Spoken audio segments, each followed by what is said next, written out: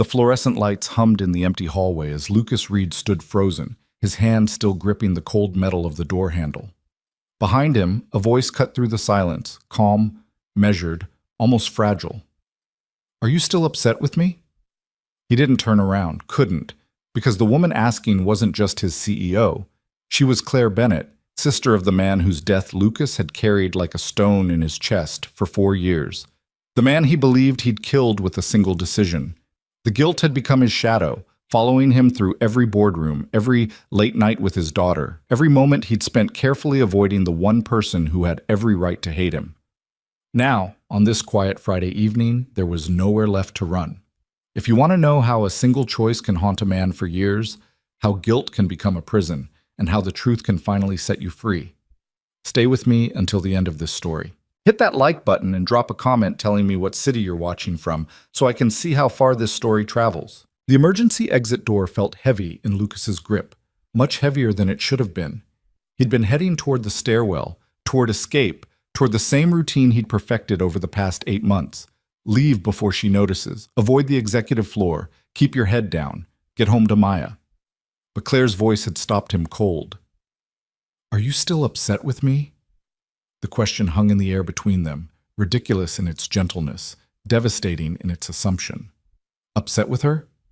Lucas wanted to laugh, wanted to scream, wanted to dissolve into the polished floor tiles and disappear forever. She thought he was angry. She thought his careful avoidance, his strategic absences from leadership meetings, his sudden need to work remotely whenever possible, she thought it was resentment. She had no idea it was grief, shame, the kind of guilt that carved out your insides and left you walking around like a hollow version of yourself. Lucas finally turned, his messenger bag sliding down his shoulder. Claire stood 15 feet away, still in her work clothes, a charcoal blazer over a cream blouse, her dark hair pulled back in a way that made her look older than 30, more tired than anyone should look on a Friday evening. The overhead lights cast shadows under her eyes. She looked exactly like Evan had those last few weeks. Exhausted, determined, running on fumes and refusing to stop. "I'm not upset with you," Lucas said, his voice coming out rougher than intended. "I've never been upset with you." "Then why won't you look at me during executive meetings? Why do you leave rooms when I enter them? Why did you request to be removed from every project I oversee directly?" Each question landed like a physical blow. Lucas shifted his weight, gripping the door handle tighter. "Claire, I don't think this is the time. It's been 8 months, Lucas." Her voice cracked slightly, just enough to betray the careful composure. 8 months since I became CEO, and you've treated me like I'm radioactive. I need to know why. I need to understand what I did to make you hate me this much." "I don't hate you." The words came out forcefully, too forcefully, echoing in the empty corridor. Lucas took a breath, steadied himself. "I could never hate you." "Then what is it?" "Because I've run through every possibility. Did I overlook you for a promotion? Did I make a decision that hurt your team? Did I—" She paused, her professional mask slipping further. "Did I remind you too much of him?" There it was. The name neither of them had spoken. The ghost that haunted every interaction, every carefully avoided glance, every reason Lucas had for keeping his distance. Evan. Lucas felt something crack inside his chest, something he'd been holding together with willpower and avoidance and the desperate need to keep functioning for his daughter's sake. His hand fell away from the door handle. "You didn't do anything wrong," he said quietly. "You've never done anything wrong, Claire. That's not why I've been avoiding you." "Then why?" The hallway suddenly felt too small, too bright, too exposed. Lucas looked past Claire toward the glass-walled conference rooms, the darkened cubicles, the city lights visible through the floor-to-ceiling windows at the far end. His company ID badge felt heavy against his chest. "Because every time I see you, I remember that I'm the reason your brother is dead." The words fell between them like broken glass. Claire's expression didn't change immediately. She stood very still, her hands clasped in front of her, processing what he'd said with the same careful precision she brought to every board meeting, every strategic decision, every moment of her carefully controlled professional life. Then something shifted in her eyes. Not anger, but something closer to recognition, or maybe resignation. "Conference room C," she said softly. "Please." We need to talk about this properly, and I can't do it in a hallway. Lucas wanted to refuse, wanted to grab that exit door and disappear into the stairwell, into his car, into the safety of his small apartment where Maya would be waiting with her babysitter, where he could lose himself in bedtime stories and pretend this conversation never happened. But he'd been running for 4 years. 8 months from Claire specifically, but 4 years from the truth of what happened that night. Maybe it was time to stop. He followed her down the corridor, past the empty desks and silent printers, past the motivational posters about innovation and teamwork that suddenly felt grotesque in their cheerfulness. Conference Room C sat at the corner of the building, glass walls offering a panoramic view of the city as evening settled into night. Claire closed the door behind them, not bothering with the lights. The ambient glow from the city was enough, painting everything in shades of blue and gray. "Sit," she said, gesturing to the chairs around the long conference table. Lucas remained standing, his bag still over his shoulder, like he might need to run at any moment. "Claire, I don't know if this is a good idea. 4 years, Lucas." She turned to face him fully, and in the dim light he could see tears gathering in her eyes, though her voice remained steady. "You've been carrying this for 4 years?" "Since the night it happened." The confession came easier than expected, like lancing a wound that had been festering too long. "Since the hospital, since I saw you and your parents in that waiting room, since I realized that my decision, my approval of that schedule, my—" "Stop." Claire's voice was sharp now, cutting through his spiral. "Just stop. Start from the beginning. Tell me everything you've been holding on to. Tell me what you think you did." Lucas set his bag down on the table, finally accepting that he wasn't leaving. Not yet. He moved to the window, staring out at the city lights rather than facing Claire directly. The words came slowly at first, then faster, like a dam breaking. "It was 4 years ago, October. We were 3 weeks from deadline on the Morrison platform launch. You remember that project? It was supposed to be the company's big breakthrough, the product that would establish us as serious players in the enterprise market." "I remember," Claire said quietly. "Evan talked about it constantly. He was so excited." Lucas nodded, his throat tight. "He was brilliant on that project. The best engineer I'd ever worked with. 26 years old and already thinking 3 steps ahead of everyone else. He'd come to me with solutions before I even fully understood the problems." He paused, remembering Evan's enthusiasm, his constant energy, the way he'd volunteer for everything because he genuinely loved the work. "The last 3 weeks got brutal. We were behind schedule, dealing with integration issues we hadn't anticipated. The client was threatening to pull out if we didn't deliver on time. Management was breathing down my neck. I was pulling 16-hour days and I wasn't even doing the technical work." Lucas turned slightly, catching Claire's reflection in the window glass. She stood motionless, listening. "Evan kept volunteering for extra shifts. He'd stay late, come in early. I tried to rotate the overtime fairly, tried to make sure everyone got rest, but he kept insisting. He'd tell me he didn't have a family waiting at home, didn't have kids to pick up from daycare. He could handle it." "That sounds like him," Claire whispered. "I should have said no more often. Should have forced him to take days off. But I was desperate, and he was good, and the deadline was approaching like a freight train." Lucas's reflection blurred as his eyes watered. 3 days before launch, we hit a critical bug. Database corruption that could tank the entire platform. Evan figured out the solution, but it required a complete rebuild of the authentication system. He said he could do it, but it would take 12 to 15 hours of focused work. The overnight shift. The overnight shift, Lucas confirmed, his voice hollow. I approved it. He insisted he was fine, that he'd pulled all-nighters before. I gave him access to the building, told security he'd be working late. I went home to sleep while he stayed to save the project. The memory of that night had sharp edges, even 4 years later. Lucas remembered getting home around 10 p.m., remembered setting his alarm for 6 a.m. to come back and check on progress, remembered sleeping soundly while Evan worked alone in an empty building. I got the call at 4:30 in the morning. Not from Evan, from the hospital. He'd been found unconscious at his desk by the night security guard. Cardiac event, they said.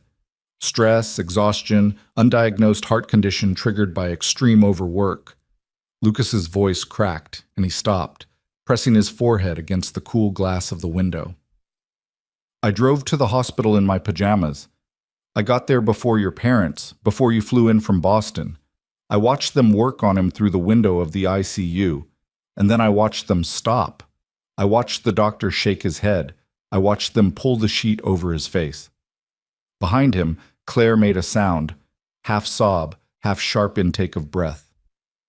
When you arrived, you walked right past me in the waiting room. You didn't even see me. You went straight to your parents, and I heard your mother collapse against you, heard her scream, and I stood there knowing it was my fault. I had approved that shift. I had pushed him too hard. I had valued a product launch over a human life. Lucas turned from the window, finally facing Claire directly. She stood with one hand pressed to her mouth, tears streaming down her face, her careful composure completely shattered. I wrote my resignation that night, he continued, effective immediately. I went to the CEO's office the next morning and explained everything, the schedule, the hours, the overtime I'd approved. I told them I was responsible for Evan's death and that I couldn't work there anymore. They didn't accept it, Claire said, her voice muffled behind her hand. No. They said it was a tragedy, that Evan had an undiagnosed condition, that no one could have predicted it. They refused my resignation and told me to take a leave of absence instead.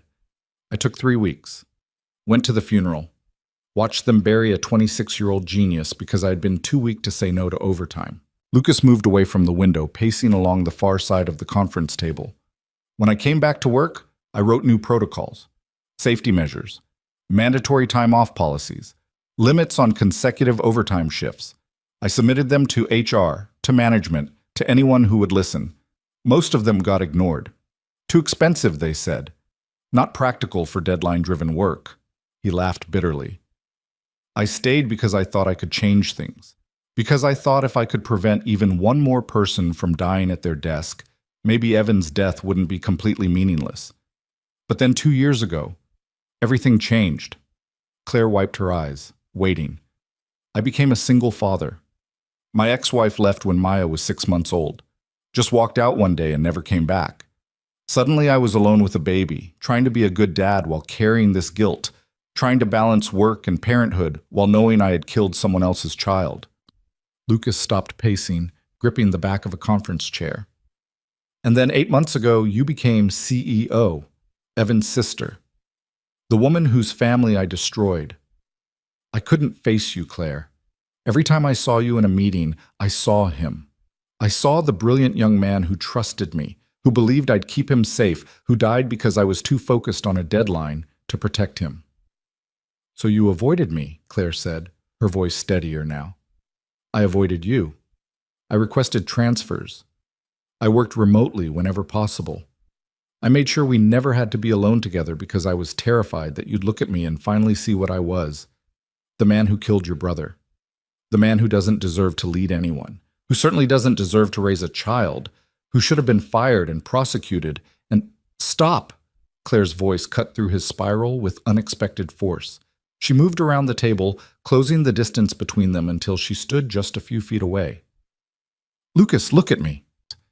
He did reluctantly, expecting to see hatred, disgust, the confirmation of every terrible thing he'd believed about himself for 4 years. Instead, he saw something that looked almost like relief. I need you to hear something, Claire said carefully. And I need you to really listen, not just wait for your turn to argue. Can you do that? Lucas nodded, not trusting his voice. I already knew. The words didn't make sense at first. Lucas stared at her confused, waiting for clarification. I already knew everything you just told me, Claire repeated, about the schedule, the overtime, the overnight shift, about your resignation attempt, about the safety protocols you tried to implement. I've known since the day I became CEO. The floor seemed to tilt beneath Lucas's feet. What? One of the first things I did when I took this position was review everything related to Evan's death. Every email, every schedule, every report. I read your resignation letter. I read the proposals you submitted. I read the warnings you sent to senior management about unsustainable workloads. Claire's voice was gentle but firm. I know you tried to protect him, Lucas. I know you tried to change things after he died. Lucas felt like he might be sick. But if you knew, why didn't you fire me? Why didn't you... Fire you? Lucas, I kept you specifically because of what I found in those files. Claire moved closer, her voice urgent. Do you know what else I discovered when I reviewed Evan's final performance reviews? He shook his head, unable to speak. Claire pulled out her phone, scrolling through screens until she found what she was looking for. She turned it toward Lucas, showing him a scanned document, a performance review written in Evan's handwriting, dated 2 weeks before his death. Read the section I highlighted, she said. Lucas took the phone with trembling hands, focusing on the yellow-marked paragraph. Lucas Reed is the best manager I've ever had. Most people in leadership positions treat engineers like resources to be optimized. Lines of code per hour, tickets closed per day, problems solved per sprint. Lucas treats us like human beings. He remembers our names, asks about our lives outside work, fights for our time off even when upper management pushes back. He approves my overtime because I volunteer for it, not because he demands it. I've learned more from him about leadership and integrity in 6 months than I learned in 4 years of business school. If I ever move into management, I want to lead the way Lucas does, with compassion, competence, and genuine respect for the people who trust you with their careers. Lucas read it twice, 3 times, the words blurring as tears filled his eyes. His hand shook so badly he had to hand the phone back to Claire before he dropped it. He admired you, Claire said softly. He respected you. And yes, he chose to work that overnight shift. You approved it because he insisted, because the project was critical, because you trusted his judgment. But Evan was an adult, Lucas. He made his own decisions. I should have protected him. You tried. God, Lucas, you tried so hard. I saw the emails you sent to HR 3 months before he died, warning them that the team was burning out. I saw the schedule adjustments you made trying to rotate overtime fairly. I saw the memo you sent to the executive team explaining that the Morrison deadline was unrealistic given available resources. Claire's voice rose slightly, passionate now, almost angry, but not at him. You did everything a good manager should do. You advocated for your team. You pushed back against unrealistic demands. You documented safety concerns. And when management ignored you, when they prioritized profit over people, when they pushed you to push your team harder, you still tried to protect everyone as much as you could. It wasn't enough, Lucas whispered. No, it wasn't, because you were fighting a system designed to extract maximum value from people with minimum concern for their well-being. You were one person trying to hold back a corporate culture that treated employees as disposable. Claire's eyes blazed with conviction. But that doesn't make his death your fault. It makes it a systemic failure, one I've spent 8 months trying to fix. Lucas looked up at her, confused. What do you mean? Claire returned to her phone, pulling up another document, this one official, with the company logo at the top. Do you recognize this? Lucas squinted at the screen, his eyes still blurry with tears. It was a policy document, dated 6 months earlier. The Evan Bennett Memorial Safety Protocol, named after my brother, based entirely on the proposals you submitted 4 years ago. Claire's voice was thick with emotion. Mandatory rest periods, limits on consecutive overtime shifts, required mental health check-ins for high-stress projects, anonymous reporting systems for unsafe working conditions. Everything you fought for and management ignored. I made it policy the moment I had the authority. Lucas stared at the document, his mind struggling to process what he was seeing. You did this? We did this, Claire corrected. Your proposals gave me the framework. Your documentation proved the need. Your integrity showed me what real leadership looks like. She paused, wiping her eyes. I didn't keep you in this company out of ignorance, Lucas. I kept you because you were exactly the kind of leader I needed to help me change things, the kind of person Evan believed you were. The conference room felt impossibly small, the air thick with 4 years of unspoken grief, guilt, and misunderstanding. Lucas gripped the edge of the table, his legs suddenly unsteady. I thought you'd hate me, he said, his voice breaking. I thought if you knew the truth, you'd blame me the way I blame myself. I did blame someone, Claire said quietly. I blamed the executives who ignored your warnings. I blamed the corporate culture that treated my brilliant, passionate 26-year-old brother like a disposable resource. I blamed a system that measures success in quarterly earnings while grinding people into dust. Her voice hardened. And I decided to burn that system down and build something better.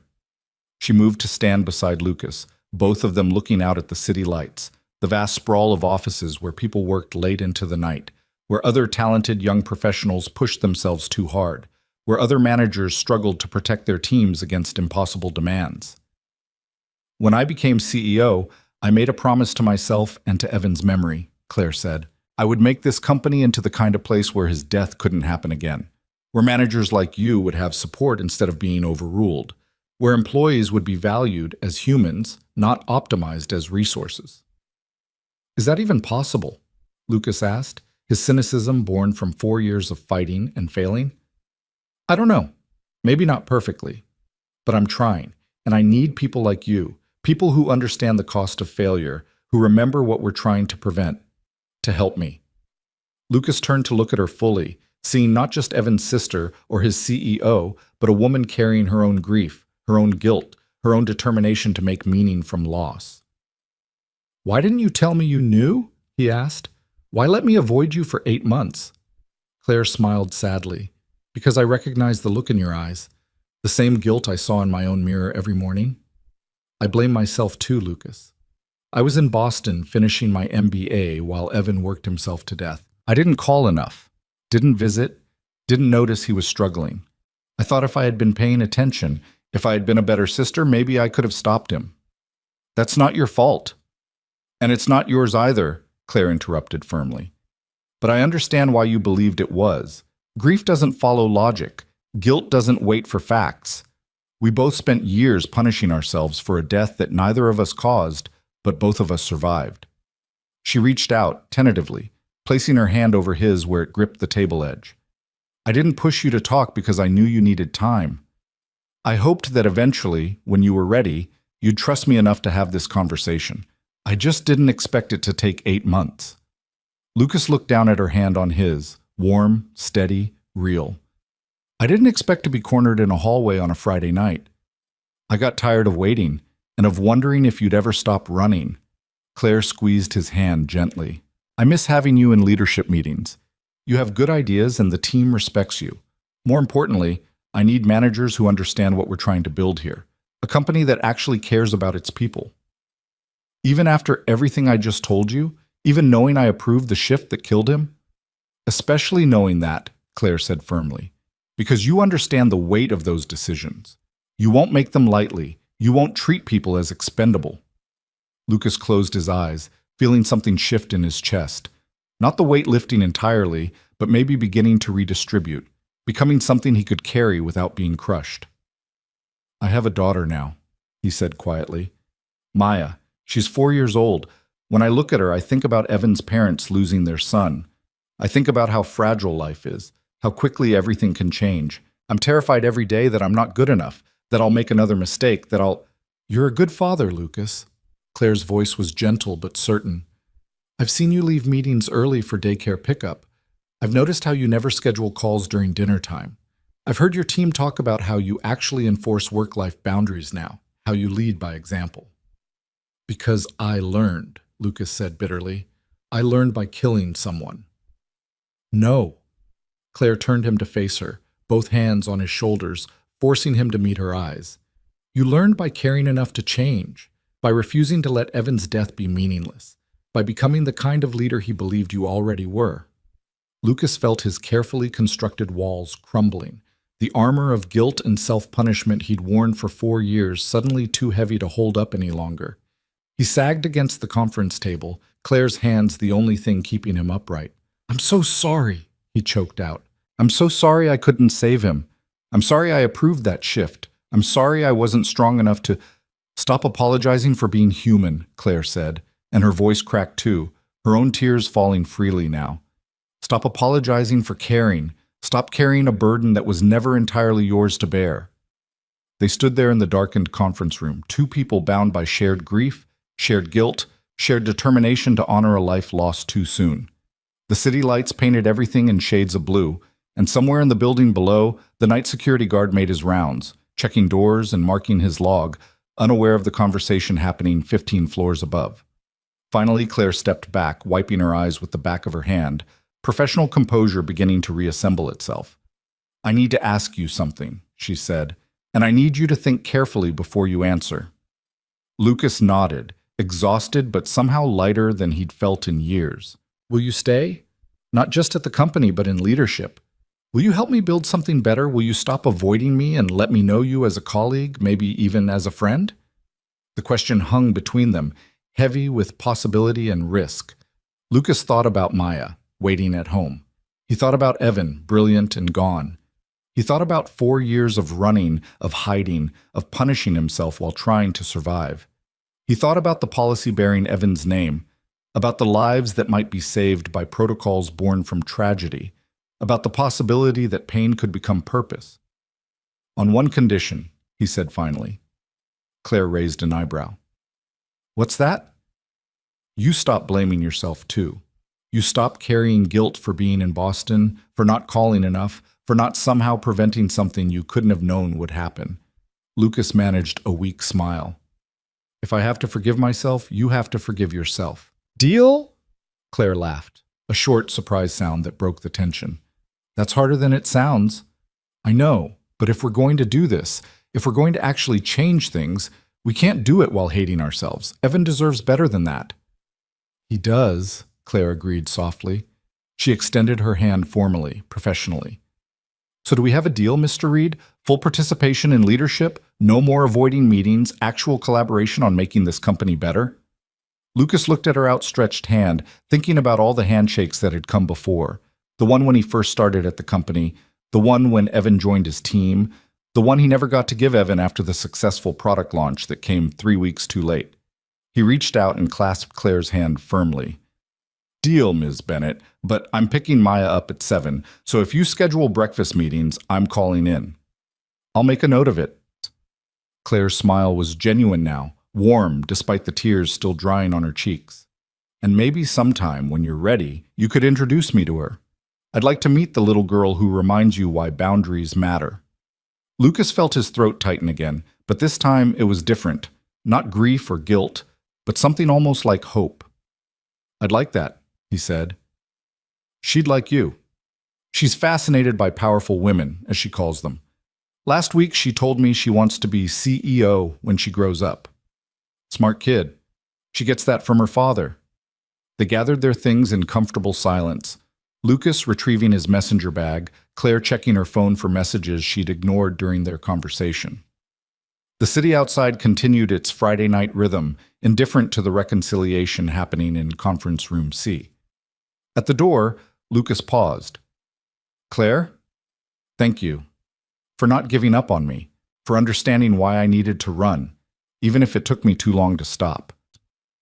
Thank you for finally trusting me enough to tell me the truth, Claire replied. And for being brave enough to face something you've been terrified of for 4 years. They walked together to the elevator, no longer avoiding each other's presence, no longer carrying the weight of unspoken accusations and assumed blame. The building was quiet around them, most employees long since gone home to their families, their lives, their weekend plans. As the elevator descended, Lucas caught their reflection in the polished metal doors. 2 tired people, marked by loss, determined despite everything to move forward. When the doors opened in the parking garage, they headed toward their cars together. Claire's Mercedes was parked 3 spaces from Lucas's sensible Honda Civic with the car seat visible in the back. See you Monday? Claire asked, unlocking her car. Monday, Lucas confirmed. I'll actually attend the leadership meeting this time. Good. We're discussing the quarterly safety audit results. I'll need your input. Lucas smiled. I'll prepare notes over the weekend, between playground trips and cartoon marathons. That sounds perfect, Claire said, and meant it. They drove out of the garage in opposite directions, Claire toward her downtown condo, Lucas toward the modest apartment complex in the suburbs where Maya waited with Mrs. Chen from upstairs, probably already in pajamas, definitely demanding one more story before bed. As Lucas merged onto the highway, his phone rang through the car speakers. Maya's excited voice filled the vehicle. Daddy, when are you coming home? Mrs. Chen says I can stay up late because it's Friday. I'm on my way, sweetheart. Be there in 20 minutes. We made cookies. Well, Mrs. Chen made cookies and I supervised. That's what bosses do, right? They supervise? Lucas laughed, genuine and full, the first real laugh he could remember in months. That's exactly what bosses do. Save me 3 cookies, okay? Only 3? Daddy, there's like a million. Okay, save me 4, but you need to brush your teeth extra good tonight. Deal. Drive safe. I love you. I love you too, Maya Bean. See you soon. The call ended, and Lucas drove through the city lights, carrying less weight than he had that morning. The guilt wasn't gone. He suspected it never would be entirely. But it was different now, transformed from a crushing burden into something else. A reminder, a motivation, a reason to do better, be better, protect others better. Evan was still gone. That truth remained, sharp and painful. But maybe, just maybe, his death didn't have to define Lucas forever. Maybe it could be part of a larger story, one about learning, changing, fighting for something better. Maybe forgiveness, even self-forgiveness, was possible. Lucas pulled into his apartment complex, parking in his assigned spot. The windows of his unit glowed warm on the 3rd floor. Maya's silhouette appeared at the window, waving frantically when she spotted his car. He waved back, grabbed his bag, and headed inside. Monday would come. Leadership meetings, safety protocols, the ongoing work of building something better from the ashes of tragedy. But tonight was for cookies and bedtime stories, for being present with the little girl who needed him, for allowing himself to be happy despite everything. For the first time in 4 years, Lucas felt like he might deserve it. Monday morning arrived with the kind of crisp autumn air that made everything feel possible. Lucas dropped Maya off at preschool 20 minutes early, watching through the classroom window as she immediately commandeered the block corner, organizing her classmates into what appeared to be a construction company. Her teacher, Miss Rodriguez, caught his eye and smiled, giving him a thumbs up. "She's going to run the world someday," Miss Rodriguez said as Lucas signed the attendance sheet. "That's what I'm afraid of," Lucas replied, but he was smiling as he said it. The drive to the office felt different.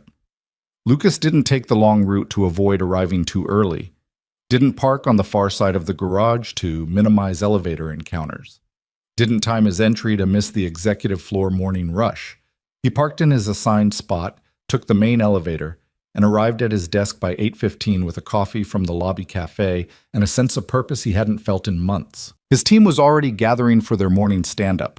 Priya, his lead developer, raised an eyebrow when she saw him. "Boss man's here early. Should we be worried?" "Just turning over a new leaf," Lucas said, setting down his coffee. "How was everyone's weekend?" The stand-up ran smoothly, efficiently. Lucas listened to status updates, helped troubleshoot a database issue, approved a timeline extension for testing. Normal work. Good work. The kind of management he'd been doing competently for years, even while carrying his guilt like a second skeleton. At 9:30, his calendar reminder chimed. Leadership meeting in conference room B. Lucas felt his stomach clench reflexively. The old instinct to find an excuse, to send his notes by email, to avoid. No. He'd made a promise. He grabbed his laptop and headed to the executive floor.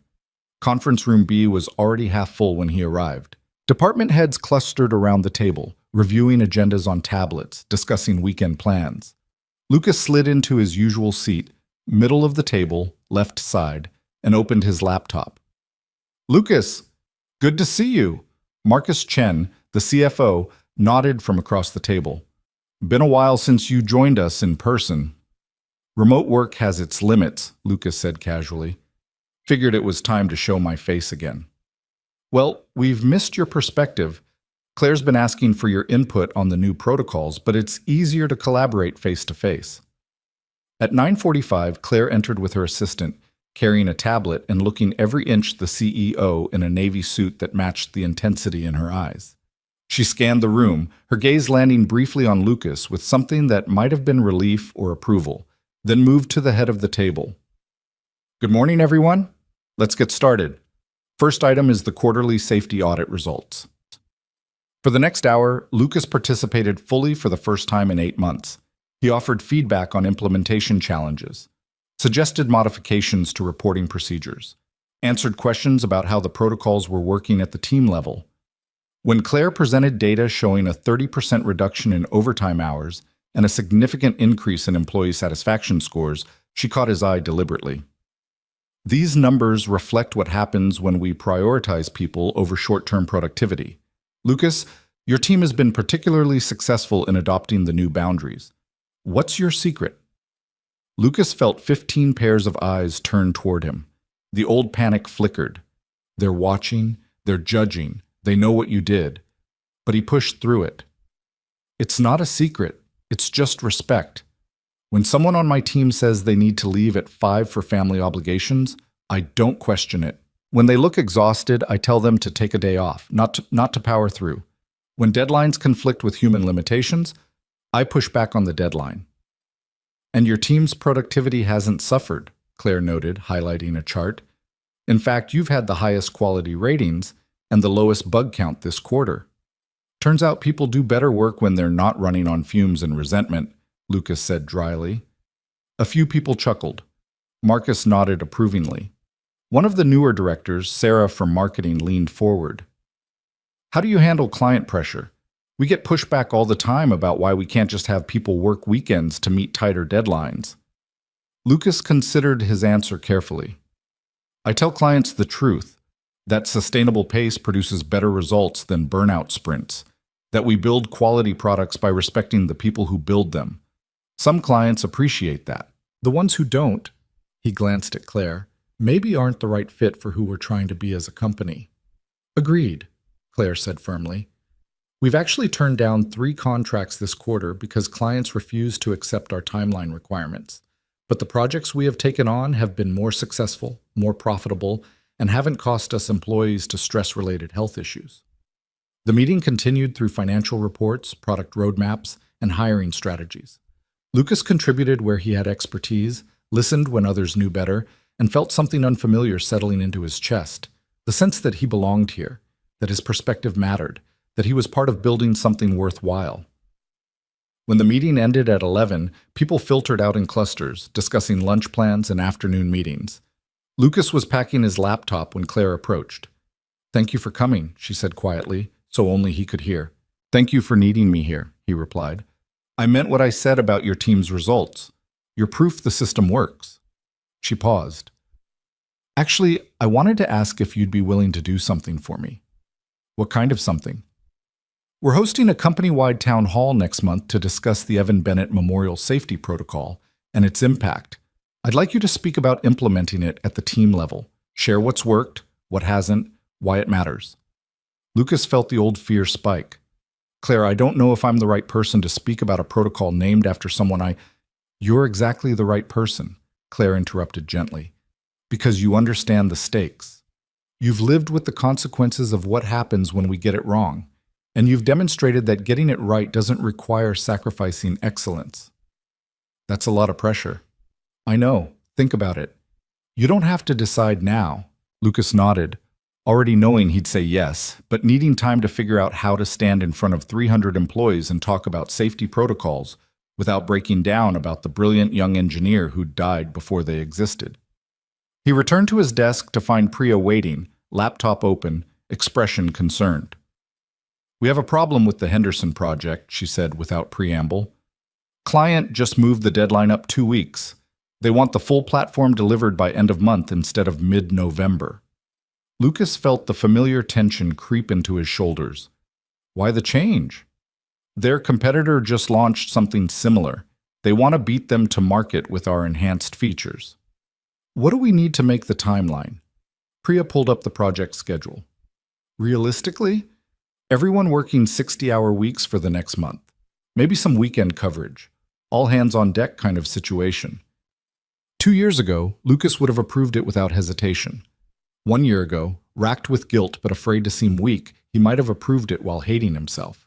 Now, he looked at the schedule, thought about Evan working through the night alone, thought about Maya asking when Daddy would be home for dinner, thought about the protocol bearing a dead man's name. No, he said simply. Priya blinked. No? We're not doing 60-hour weeks. We're not doing weekends.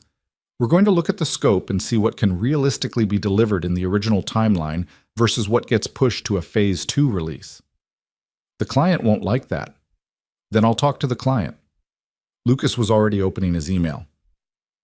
Schedule a call for this afternoon. I'll explain that we can either deliver a quality product on the original timeline or a rushed product on their new timeline, their choice. And if they threaten to pull the contract. Lucas looked up at Priya, seeing the uncertainty in her expression.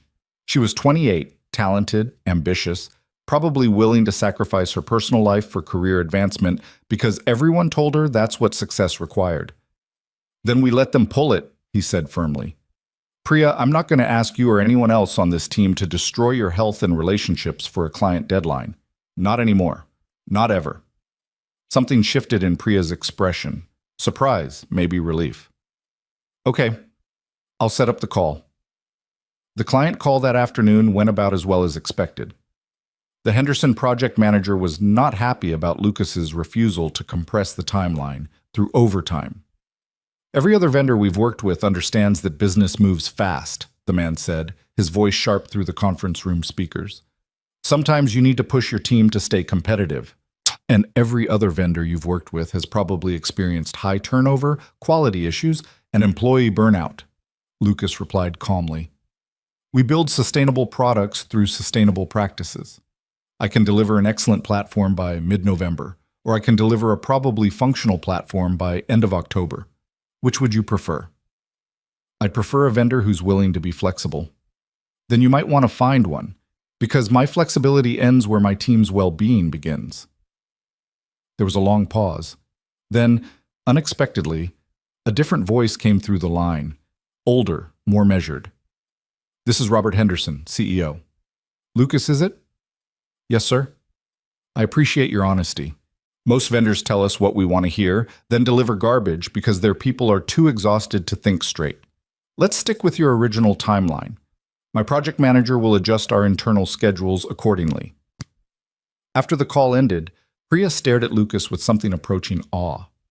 I've never seen anyone do that before, just flat out refuse a client demand. Get used to it, Lucas said. We're not in the business of burning people out. We're in the business of building good software with people who want to keep working here. The afternoon passed in a blur of emails, code reviews, and planning sessions. Lucas left promptly at 5:30, picking Maya up from after-school care and taking her to the park for an hour before dinner. She climbed the jungle gym while he pushed her on the swings, her laughter carrying across the playground. Daddy, watch me! Watch this! He watched. He was always watching now, present in a way he hadn't been when guilt consumed every spare moment of mental energy. Over the next 2 weeks, Lucas settled into a new rhythm. He attended leadership meetings, contributed to strategic discussions, and collaborated with Claire on refining safety protocols. He also started saying no more often, to unrealistic timelines, to scope creep, to anything that would require his team to sacrifice their lives for their jobs. It didn't always go smoothly.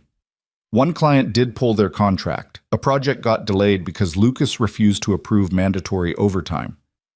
Some colleagues questioned whether he was being too rigid, too inflexible, too focused on process over results. But his team thrived. Turnover dropped to 0. Quality metrics improved. People started requesting transfers to his department because word spread that Lucas Reed actually meant it when he said work-life balance mattered.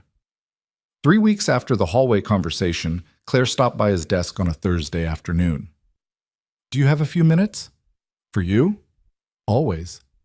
Lucas saved his work and followed her to a smaller conference room, this one without the dramatic city views but with comfortable chairs and natural light. Claire sat down, looking uncharacteristically nervous. I've been thinking about the town hall, about asking you to speak. I've been thinking about it too, Lucas admitted. I want to do it. I'm terrified, but I want to do it. That's not actually why I'm here. Claire twisted her hands together, a gesture he'd never seen from the composed CEO. Lucas, I need to tell you something, and I'm not sure how you'll react. His stomach dropped. What's wrong? Nothing's wrong. It's just, when I reviewed Evan's files, when I read everything about his death, I found something else, something I haven't told you. Lucas waited, heart pounding. I found a letter. Evan wrote it 2 days before he died. It was in his desk, sealed in an envelope addressed to me. Security found it when they cleared out his workspace, but it got mixed up with his personal effects. My parents gave it to me 6 months ago when they were going through his things. What did it say? Claire pulled out her phone, opening a photo of a handwritten letter. I'll read you the relevant part. Claire, I know you worry about me working too hard, but I want you to understand something. Lucas isn't pushing me. If anything, he's constantly trying to pull me back, to make me take breaks, to go home at reasonable hours. I volunteer for these projects because I love the work, because I want to prove myself, because I want to build something that matters. Lucas respects that, but he also protects me from my own ambition when he can. If I burn out, it won't be because he drove me too hard.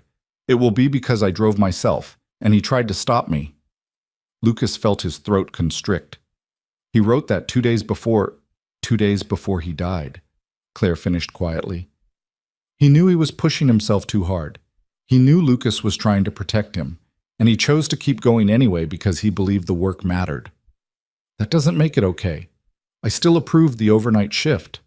No, it doesn't make it okay. Evan died and nothing makes that okay. Claire's voice was firm but gentle.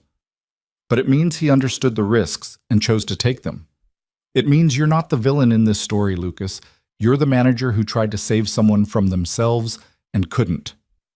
Lucas stared at the photo of Evan's handwriting, the familiar slant of his letters, the enthusiastic underlining that characterized everything Evan wrote. Why are you telling me this now? Because I need you to understand something before the town hall. Claire leaned forward, intense. I'm not asking you to speak about the safety protocol as some kind of penance. I'm asking you because Evan was right about you. You are the kind of leader who protects people from their own ambition, who values humans over productivity, who fights for boundaries even when it's professionally inconvenient. She paused, choosing her next words carefully. I need the company to hear from someone who understands why these policies exist on a personal level. Not from me standing up there as the CEO, whose brother died. That's tragedy, as abstraction. But from you, a working manager who implements these policies every single day because you know what happens when we don't. You want me to tell them about Evan. I want you to tell them why you believe boundaries matter. If that includes Evan's story, that's up to you. But I won't ask you to mine your grief for corporate inspiration. This is your choice. Lucas looked at the letter again, at Evan's words defending him from blame Evan somehow knew Lucas would carry. Can I keep this? The photo, I mean? I'll send it to you. Claire's expression softened. He admired you, Lucas. Even at the end, even when he was working himself to exhaustion, he respected what you stood for. That meant something to him. It should mean something to you too. That evening, after Maya was asleep, Lucas sat at his small kitchen table with a glass of water and the photo of Evan's letter on his phone. He read it over and over, looking for some hidden meaning, some absolution, some proof that he'd done enough. The words stayed the same. Evan had known the risks, had chosen to take them, had respected Lucas's attempts to protect him while ultimately making his own decisions. It didn't erase the guilt entirely. Lucas suspected nothing ever would. But it shifted something, the understanding that he'd been carrying responsibility for choices that weren't entirely his to control. His phone buzzed with a text from Claire. Take your time with the decision, no pressure. But for what it's worth, I think you're exactly who people need to hear from. Lucas typed back slowly. I'll do it, but I need your help figuring out what to say. We'll work on it together. Thank you, Lucas. He set the phone down and walked to Maya's room, standing in the doorway watching her sleep. She was sprawled across her toddler bed, covers kicked off, one arm hanging over the edge. Her nightlight projected stars across the ceiling. This was why boundaries mattered. Not abstract policy, not corporate responsibility, but this. The ability to be present for the small person who needed him, who deserved a father who wasn't consumed by work or crushed by guilt. Evan had understood that too, in his own way. Had respected Lucas's commitment to protecting his team even while choosing to push his own limits. Lucas pulled Maya's covers back over her shoulders, kissed her forehead, and whispered into the starlit darkness. I'm trying, Evan. I'm trying to make it count. The following week brought new challenges, a critical bug in production that required emergency attention, a key team member requesting FMLA leave for a family crisis, a tense negotiation with a client who wanted to add scope without extending the timeline. Through all of it, Lucas held his boundaries. He assembled a small emergency response team for the bug, paying overtime fairly, and ensuring everyone got rest breaks. He approved the FMLA request immediately and redistributed work to avoid overwhelming the remaining team. He told the scope creep client that additional features meant additional time, period. On Friday afternoon, Claire invited him to her office. "How are you holding up?" she asked, gesturing for him to sit in one of the comfortable chairs by her window. "Tired, but okay. It's been an intense week. I noticed you handled the production crisis without burning anyone out. Turns out you can fix critical bugs without demanding 24-hour shifts if you actually plan the response thoughtfully." Claire smiled. "Imagine that." She pulled out a folder from her desk. "I wanted to show you something. The employee satisfaction survey results just came in." She slid the folder across to Lucas. He opened it, scanning the executive summary. Overall satisfaction up 15% from last quarter. Work-life balance scores significantly improved. Comment section filled with specific praise for new overtime policies and mandatory rest periods. Then he saw a section that made him pause. Most trusted managers, ranked by employee vote. His name was third on the list. Top 5%, Claire noted. And the comments specifically mention your team. People want to work for managers who treat them like humans. Lucas read through some of the anonymous comments. Lucas Reed actually cares if we have lives outside work. "First manager I've had who tells me to go home instead of stay late. He fights for us with clients and upper management." "I don't know what to say," Lucas admitted. "You don't have to say anything. Just keep being exactly who you are." Claire paused. "Actually, that's not entirely true. I do need you to say something at the town hall next month. Have you thought about your message?" "I've thought about it constantly. I'm just not sure I can stand in front of everyone and talk about Evan without falling apart." "Then don't talk about Evan specifically. Talk about why you believe in the policies. Talk about what changed in your management philosophy. Talk about your daughter, about wanting to be present for her. Make it personal without making it about the tragedy." Lucas considered this. "I could do that. Talk about being a single parent, about realizing that everyone on my team has someone waiting for them at home, about understanding that we're all more than our jobs." That's perfect. That's exactly what people need to hear. Not from the CEO mandating policy, but from a peer explaining why he chooses to enforce it. They spent the next 30 minutes outlining talking points, key messages, and the tone Lucas wanted to strike.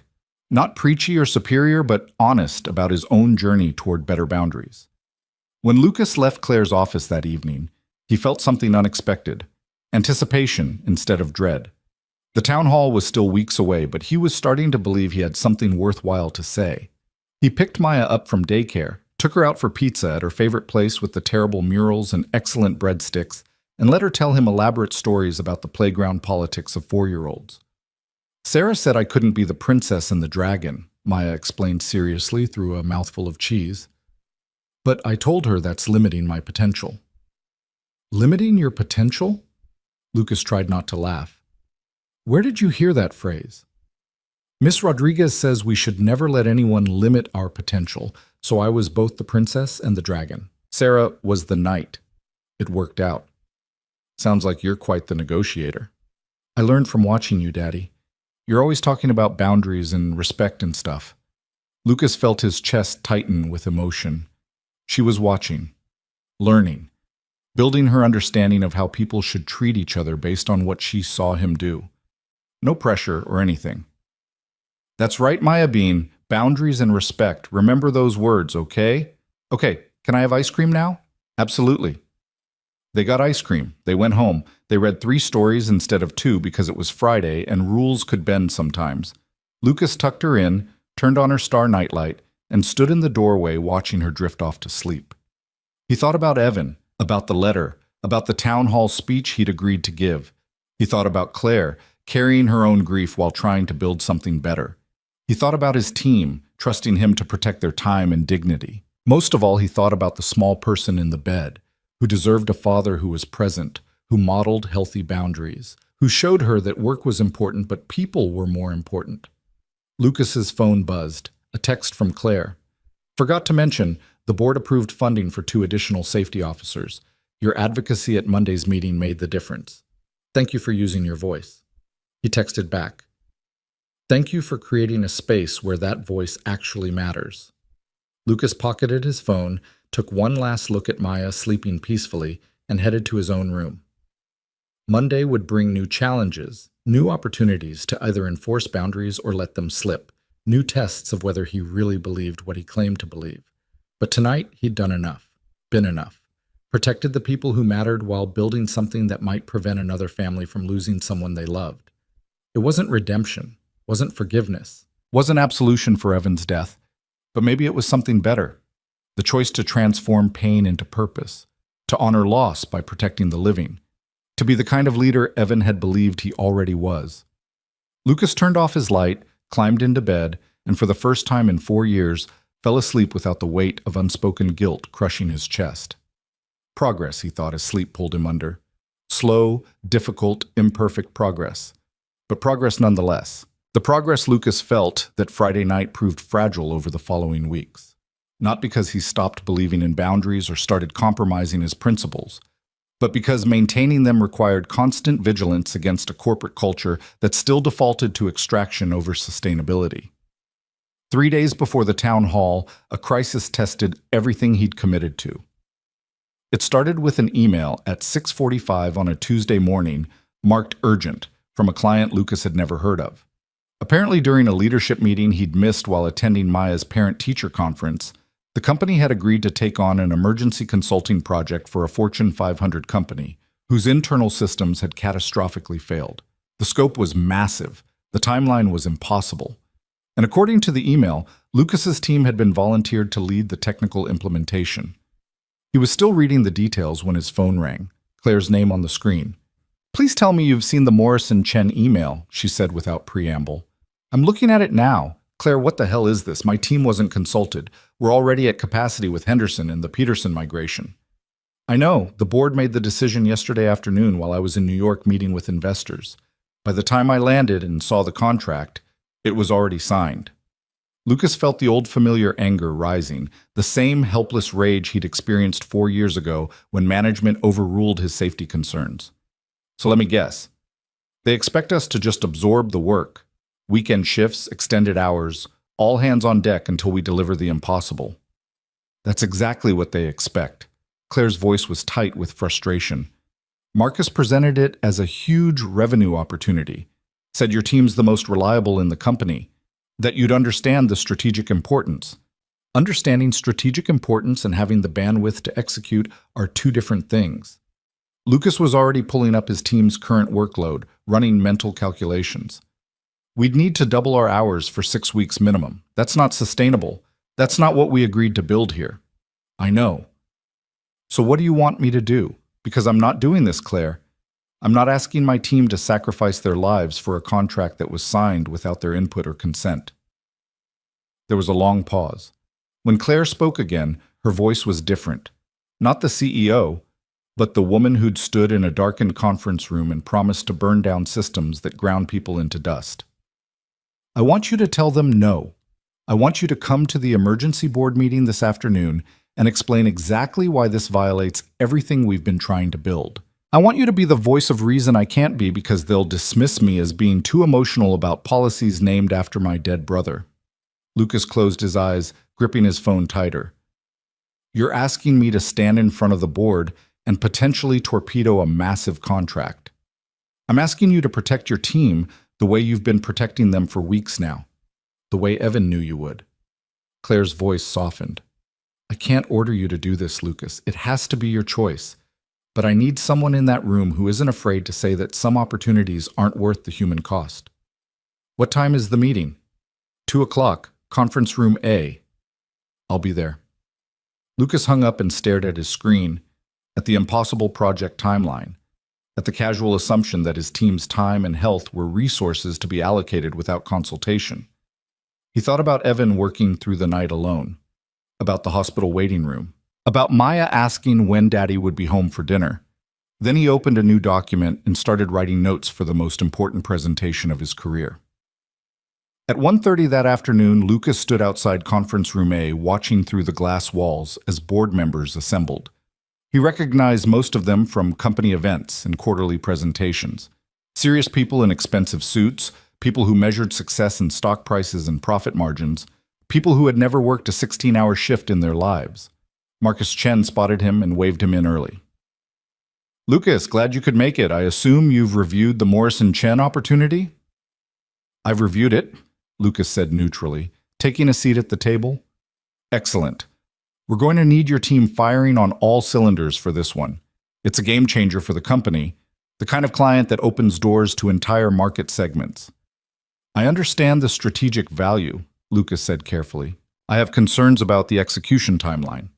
Concerns we can address, but the board wants to hear directly from you about implementation strategy." Marcus smiled confidently.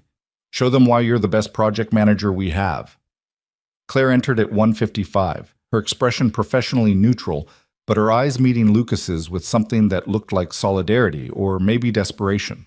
She took her seat at the head of the table as the remaining board members settled in. "Thank you all for making time on short notice," Claire began. "We're here to discuss implementation strategy for the Morrison Chen contract.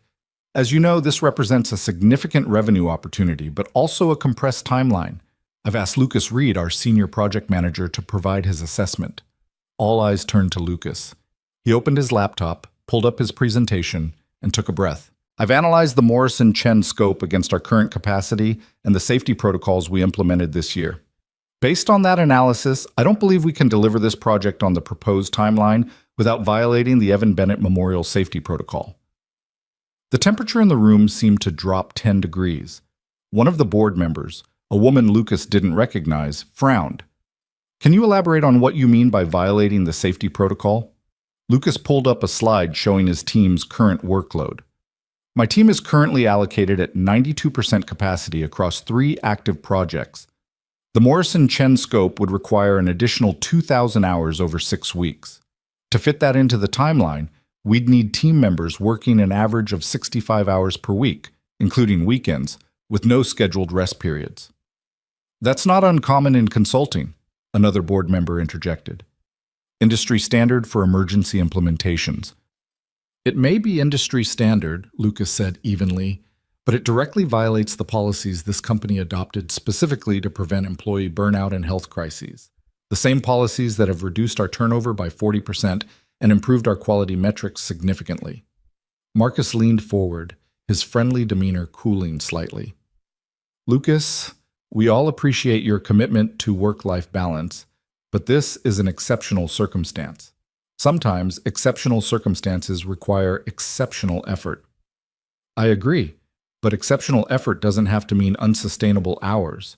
If Morrison Chen is truly a priority, we have options that don't require violating our own policies." "Such as?" Claire prompted, and Lucas caught the slight edge of relief in her voice. He pulled up his next slide. "Option 1, extend the timeline to 12 weeks instead of 6. This allows us to deliver the same scope at sustainable hours without compromising quality. Option 2, reduce the initial scope to what's achievable in 6 weeks, then deliver remaining features in a phase 2. Option 3, hire contract staff specifically for this project, distributed across multiple teams so no single group exceeds safe working hours." "All of those options either delay delivery or increase costs," Marcus said sharply. "The client wants this done in 6 weeks at the quoted price." "Then the client's expectations aren't aligned with our operational capabilities," Lucas replied. "We can deliver fast, cheap, or sustainable. Pick 2. They've asked for all 3. The unknown board member spoke up again. "Mr. Reed, I appreciate your analysis, but ultimately business decisions need to balance multiple factors. Employee welfare is important, but so is company growth, competitive positioning, and shareholder value." "I understand that," Lucas said, feeling his heart rate accelerate but keeping his voice steady. "But I'd ask you to consider the long-term cost of the decision you're making here. If we accept this contract on these terms, we signal to employees that the safety protocols are negotiable, that when revenue is involved, their well-being becomes optional." "That's a bit dramatic," Marcus interjected. "Is it? Because 4 years ago we lost an exceptional engineer to a stress-induced cardiac event while he worked overnight to meet a deadline. Evan Bennett was 26 years old. He died at his desk because the company culture at that time prioritized delivery over people." The room went silent. Several board members glanced at Claire, whose expression remained carefully neutral. Lucas continued, his voice quiet but firm. The protocols we put in place aren't abstract policies. They're specific protections designed to prevent that from happening again. Every time we make an exception, every time we decide revenue justifies risk, we inch closer to the culture that killed Evan. And eventually we'll be right back where we started. With all due respect, another board member said, one tragic incident doesn't mean every demanding project will result in catastrophe. You're right, it doesn't. Most people who work excessive overtime don't die. They just burn out, develop health problems, damage their relationships, and eventually leave for companies that treat them better. Lucas pulled up another slide showing industry research on burnout and turnover costs. The average cost of replacing a skilled engineer is 150% of their annual salary. We've reduced turnover 40% since implementing safety protocols. That's not just ethically right. It's financially smart. Marcus was shaking his head. Lucas, nobody's saying we don't value employees. But you're presenting this as a binary choice when it's really about flexibility and trust. Trust that your team understands this is a unique situation. Trust that they'll step up when the company needs them. I do trust my team, Lucas said. That's exactly why I won't ask them to step up in ways that compromise their health and safety. Trust works both ways. They need to trust that I'll protect them when management makes unrealistic demands. So your recommendation is to turn down a 7-figure contract? The skepticism in the board member's voice was palpable. My recommendation is to renegotiate terms that allow us to deliver excellent work without violating our stated values. If Morrison Chen won't accept a timeline that protects our people, then yes, I'd recommend walking away. Marcus stood abruptly. This is exactly why operational managers shouldn't have veto power over strategic decisions. Claire, with all respect to Lucas's principles, we can't build a company by turning down major clients because the work might be demanding. Claire stood as well, her voice cutting across the tension. And we can't build a sustainable company by treating our stated values as suggestions we ignore when money's involved. Lucas isn't being unreasonable. He's holding us accountable to standards we publicly committed to. Standards you championed because of personal tragedy, Marcus shot back. I understand why this is emotional for you, but business can't be run on emotion. This isn't emotion, it's integrity. Claire's voice was ice now. We told employees we changed. We told them their well-being mattered. We built entire marketing campaigns around being an employer that values people. And now, at the first significant test, you want to prove that was all performance? I want to prove we can be both ethical and competitive, Marcus countered. Then support Lucas's recommendations. Renegotiate the timeline or the scope. Show Morrison Chen that we deliver quality by respecting the people who produce it. Claire turned to address the full board. Lucas's team has the highest quality ratings and lowest bug counts in the company. Client satisfaction with his projects is consistently above 90%. That's not despite his commitment to boundaries, it's because of it. Sustainable pace produces better results. The unknown board member spoke up. Can we put this to a vote? I'd like to hear from everyone on whether we should attempt to renegotiate the Morrison Chen terms or proceed with the original timeline. Claire nodded. All in favor of supporting Lucas's recommendation to renegotiate for sustainable delivery terms? Claire's hand went up immediately.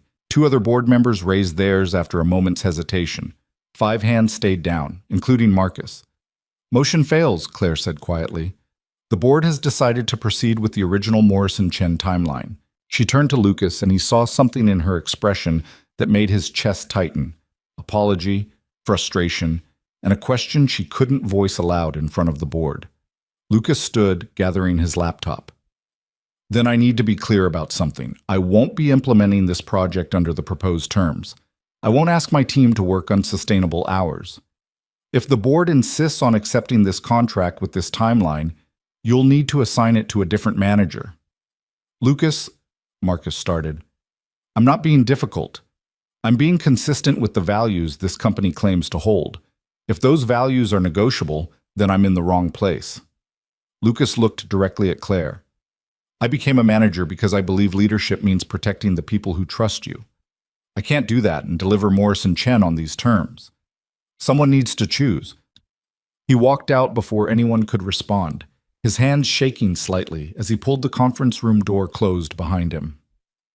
The elevator ride to his floor felt endless. Lucas's mind raced through calculations. Could he really walk away from this job? What would that mean for Maya, for his mortgage, for his carefully constructed stability? But underneath the practical concerns ran a deeper certainty. He couldn't go back to being the manager who approved dangerous overtime. Not after Evan. Not after everything he'd learned. Priya looked up as he approached his desk, immediately reading something in his expression. "Boss, you okay?" "Honestly, I don't know yet." Lucas sank into his chair, staring at his screen without seeing it. "I might have just quit." What happened? He explained the Morrison Chen situation, the board meeting, his ultimatum. Priya listened with increasing alarm. "They can't seriously expect us to work those hours," she said when he finished. "The board voted to accept the contract with the original timeline. They're planning to assign it to this team. And you said no. I said I wouldn't implement it under those terms. So they'll either reassign the project or fire me, maybe both." Priya was quiet for a moment, then stood decisively. "If they reassign it to someone else and that person tries to implement it with this team, I'm refusing too. I didn't stick around through the protocol changes just to watch us slide back into the old culture. Priya, don't put your job at risk for this. Too late. You've spent months showing us that boundaries actually matter, that managers can advocate for their teams instead of just passing down impossible demands. I'm not going back to the old way either." Before Lucas could respond, his email chimed. A meeting request from Claire for 4:30, marked urgent, subject line blank. The next 2 hours crawled by. Lucas tried to focus on code reviews, on responding to normal operational emails, on anything that would distract from the fact that he might have just destroyed his career over a principle. At 4:25, he headed back to the executive floor. Claire was alone in her office when he arrived, standing at the window overlooking the city, her posture radiating exhaustion. "Close the door," she said without turning around. Lucas did, remaining standing near the door, uncertain. "That was brave," Claire said finally, still facing the window. "Stupid, but brave." "I couldn't do it, Claire. I couldn't compromise everything we've been building." "I know. That's why I called you here." She turned to face him, and Lucas saw that her eyes were red. "I need to tell you something, and I need you to listen before you respond." "Okay?" "I submitted my resignation to the board an hour ago." Lucas felt the floor tilt beneath him. "What? Claire, no. Let me finish." Her voice was firm despite the emotion behind it. "I told them that if they won't support the values we've spent 8 months implementing, then I'm not the right CEO for this company. That I didn't take this position to watch us become another tech firm that grinds people into dust for quarterly earnings. They'll accept your resignation. You know they will. Marcus probably already has a replacement in mind." "Maybe. But I also told them something else." Claire moved away from the window, sitting on the edge of her desk rather than behind it. "I told them about Evan's letter. The one where he explained that you tried to protect him from his own ambition. I read it to the entire board." Lucas's breath caught. "Why?" "Because they needed to understand that the protocols aren't abstract. They're not bureaucratic obstacles to profit. They're protections built from real loss by people who understand the actual cost of failure." Claire's voice wavered. "I told them that Evan died because the old culture valued output over humanity.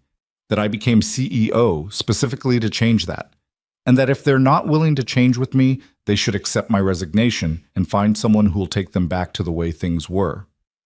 "What did they say?" "They're voting tomorrow morning. Either they'll accept both our resignations and move forward with Morrison Chen as planned, or they'll support renegotiating the contract terms." Claire met his eyes. "I can't predict which way it'll go, but I needed you to know that you're not alone in this. That someone else believes principles are worth more than profit." Lucas moved further into the office, sinking into one of the chairs facing her desk. "You shouldn't have risked your position for this." "Why not? You risked yours." Claire smiled sadly. "Besides, what's the point of being CEO if I can't actually lead? If I just implement whatever the board decides, regardless of whether it aligns with our stated mission? Most CEOs would say the point is maximizing shareholder value." Most CEOs didn't watch their brother die at 26 from stress-induced cardiac arrest. Claire's voice hardened. I didn't fight my way into this position to maintain a system that kills people. I did it to build something better. If the board won't let me do that, then I'm in the wrong company. They sat in silence for a moment. Two people who'd found themselves on the same side of a battle neither had wanted to fight. What happens if they accept our resignations? Lucas asked quietly. Then we figure out what comes next. You find another company that actually values your principles. I start consulting or teaching or something that lets me sleep at night. Claire shrugged. We survive. We move forward. We don't compromise who we are for jobs that demand we betray our values. I have a 4-year-old daughter depending on me. I know, and she's watching how you handle this, learning what it means to stand up for what you believe even when it costs you something. Claire's expression softened. What do you want her to learn, Lucas? That principles matter only when they're convenient? Or that some things are worth fighting for even when the outcome is uncertain? Lucas thought about Maya in her classroom, refusing to let Sarah limit her potential, negotiating for what she believed was fair. He thought about the conversations they'd have someday about work, about integrity, about choosing dignity over compliance. I want her to learn that you fight for what's right, he said finally. Even when you're scared, even when you might lose. Then you're already teaching her that. Claire stood, moving around her desk to pull out a folder. Whatever happens tomorrow, I want you to have this. It's documentation of everything you've accomplished since the protocols were implemented. Quality metrics, client satisfaction scores, team retention rates, cost savings from reduced turnover. If you need to find another job, you'll have proof that your approach works. Lucas took the folder, overwhelmed. Thank you. Thank you for being someone worth fighting alongside. Claire extended her hand formally. Whatever the board decides, I'm grateful we had these 8 months to try building something better. Lucas shook her hand, holding on perhaps a moment longer than professionally necessary. Me too. He left her office carrying the folder, feeling simultaneously terrified and strangely liberated. The uncertainty was awful. Not knowing if he'd have a job tomorrow, not knowing how he'd explain to Maya if they had to move or change their lives. But underneath the fear ran something clearer. He'd stood up for what mattered, had refused to compromise the people who trusted him, had proven that the guilt he'd carried for 4 years had transformed into something more useful than self-destruction, the determination to protect others from the same fate. That evening, Lucas picked Maya up from daycare and took her to their favorite playground. She ran straight for the swings, demanding he push her higher. Daddy, higher! He pushed her, watching her laugh against the sky, and tried not to think about what tomorrow might bring. Daddy, why do you look sad? Maya asked between swings. Not sad, sweetheart, just thinking about work stuff. Is work being mean to you? Lucas smiled despite everything. Work is complicated. Sometimes you have to make hard choices about what's important. Like when I had to choose between being princess or dragon. Exactly like that. Except you figured out you could be both. Because I'm smart and don't let people limit my potential. Maya said it with such serious conviction that Lucas had to laugh. That's right, you're very smart. Are you being smart at work? Lucas caught the swing, stopping Maya's momentum so he could crouch down to her level. I'm trying to be. I'm trying to do what's right even though it's hard. Like you do when you stand up for yourself on the playground. That's good, Daddy. Miss Rodriguez says doing the right thing is more important than doing the easy thing. Miss Rodriguez is very wise. I know, she's my second favorite person. You're my first. Lucas pulled Maya into a hug, holding his daughter close and thinking about all the moments like this that mattered more than any job, any title, any amount of professional security. I love you, Maya Bean. I love you too, Daddy. Can we get ice cream? We can definitely get ice cream. They got ice cream. They went home. They made dinner together, Maya standing on her step stool to help stir pasta sauce, while chattering about playground politics and her plans to become both a CEO and a dragon when she grew up. After Maya was asleep, Lucas sat at his kitchen table with a cup of coffee, staring at his phone. Part of him wanted to text Claire, to ask if she'd heard anything, to strategize about next steps. Part of him wanted to start updating his resume, preparing for the worst. Instead, he opened his photos and scrolled back 4 years, to pictures from the Morrison platform launch party. There was Evan, grinning at the camera with a beer in hand, celebrating the successful delivery of the project that had killed him 3 weeks later. Young, brilliant, full of potential that would never be realized. Lucas stared at that photo for a long time, remembering the guilt, the grief, the crushing weight of responsibility. Then he swiped forward through the years, pictures of Maya as a baby, as a toddler, growing into the fierce little person sleeping down the hall. Pictures of himself slowly learning to smile again, to be present, to believe he deserved happiness. And finally, a photo from last week. Lucas and Claire at a company event, standing side by side, both of them looking tired but determined. Two people trying to build something better from the wreckage of loss. Lucas set down his phone and finished his coffee, ready as he'd ever be for whatever tomorrow would bring. Tomorrow arrived with rain, the kind of steady downpour that made the morning school run feel like navigating through gray static. Maya complained about her raincoat, insisted on wearing her princess rain boots that clashed terribly with her outfit, and talked nonstop about an elaborate game involving mermaids and astronauts that made absolutely no sense but required Lucas's complete attention. He was grateful for the distraction. It kept him from checking his phone every 30 seconds, from imagining the board meeting happening without him, from calculating how long his savings would last if he suddenly became unemployed. "Daddy, you're not listening," Maya announced from the back seat. "I am listening. The mermaid astronauts discovered an underwater moon base." "No, that was 5 minutes ago. Now they're negotiating with the octopus president about trade agreements." "Right, of course." "The octopus president, what are they trading?" "Dignity and respect," Maya said seriously, and Lucas nearly drove off the road. "Where did you hear that phrase?" "You say it all the time. You tell your team that you're trading dignity and respect, not just money and time." Lucas pulled into the preschool parking lot, put the car in park, and turned to look at his daughter. She was swinging her legs, completely oblivious to the fact that she'd just articulated his entire management philosophy in 8 words. "You're right, Maya Bean. That's exactly what we should be trading." "I know. That's why the octopus president is very successful. He values his employees." Lucas walked her to the classroom door, kissed her goodbye, and watched her immediately take charge of the block corner before heading back to his car. His phone showed 2 missed calls from the office and a text from Priya asking if he was okay. He sat in the parking lot with rain drumming on the roof, staring at those notifications, and realized he couldn't hide at Maya's preschool all day, no matter how appealing that sounded.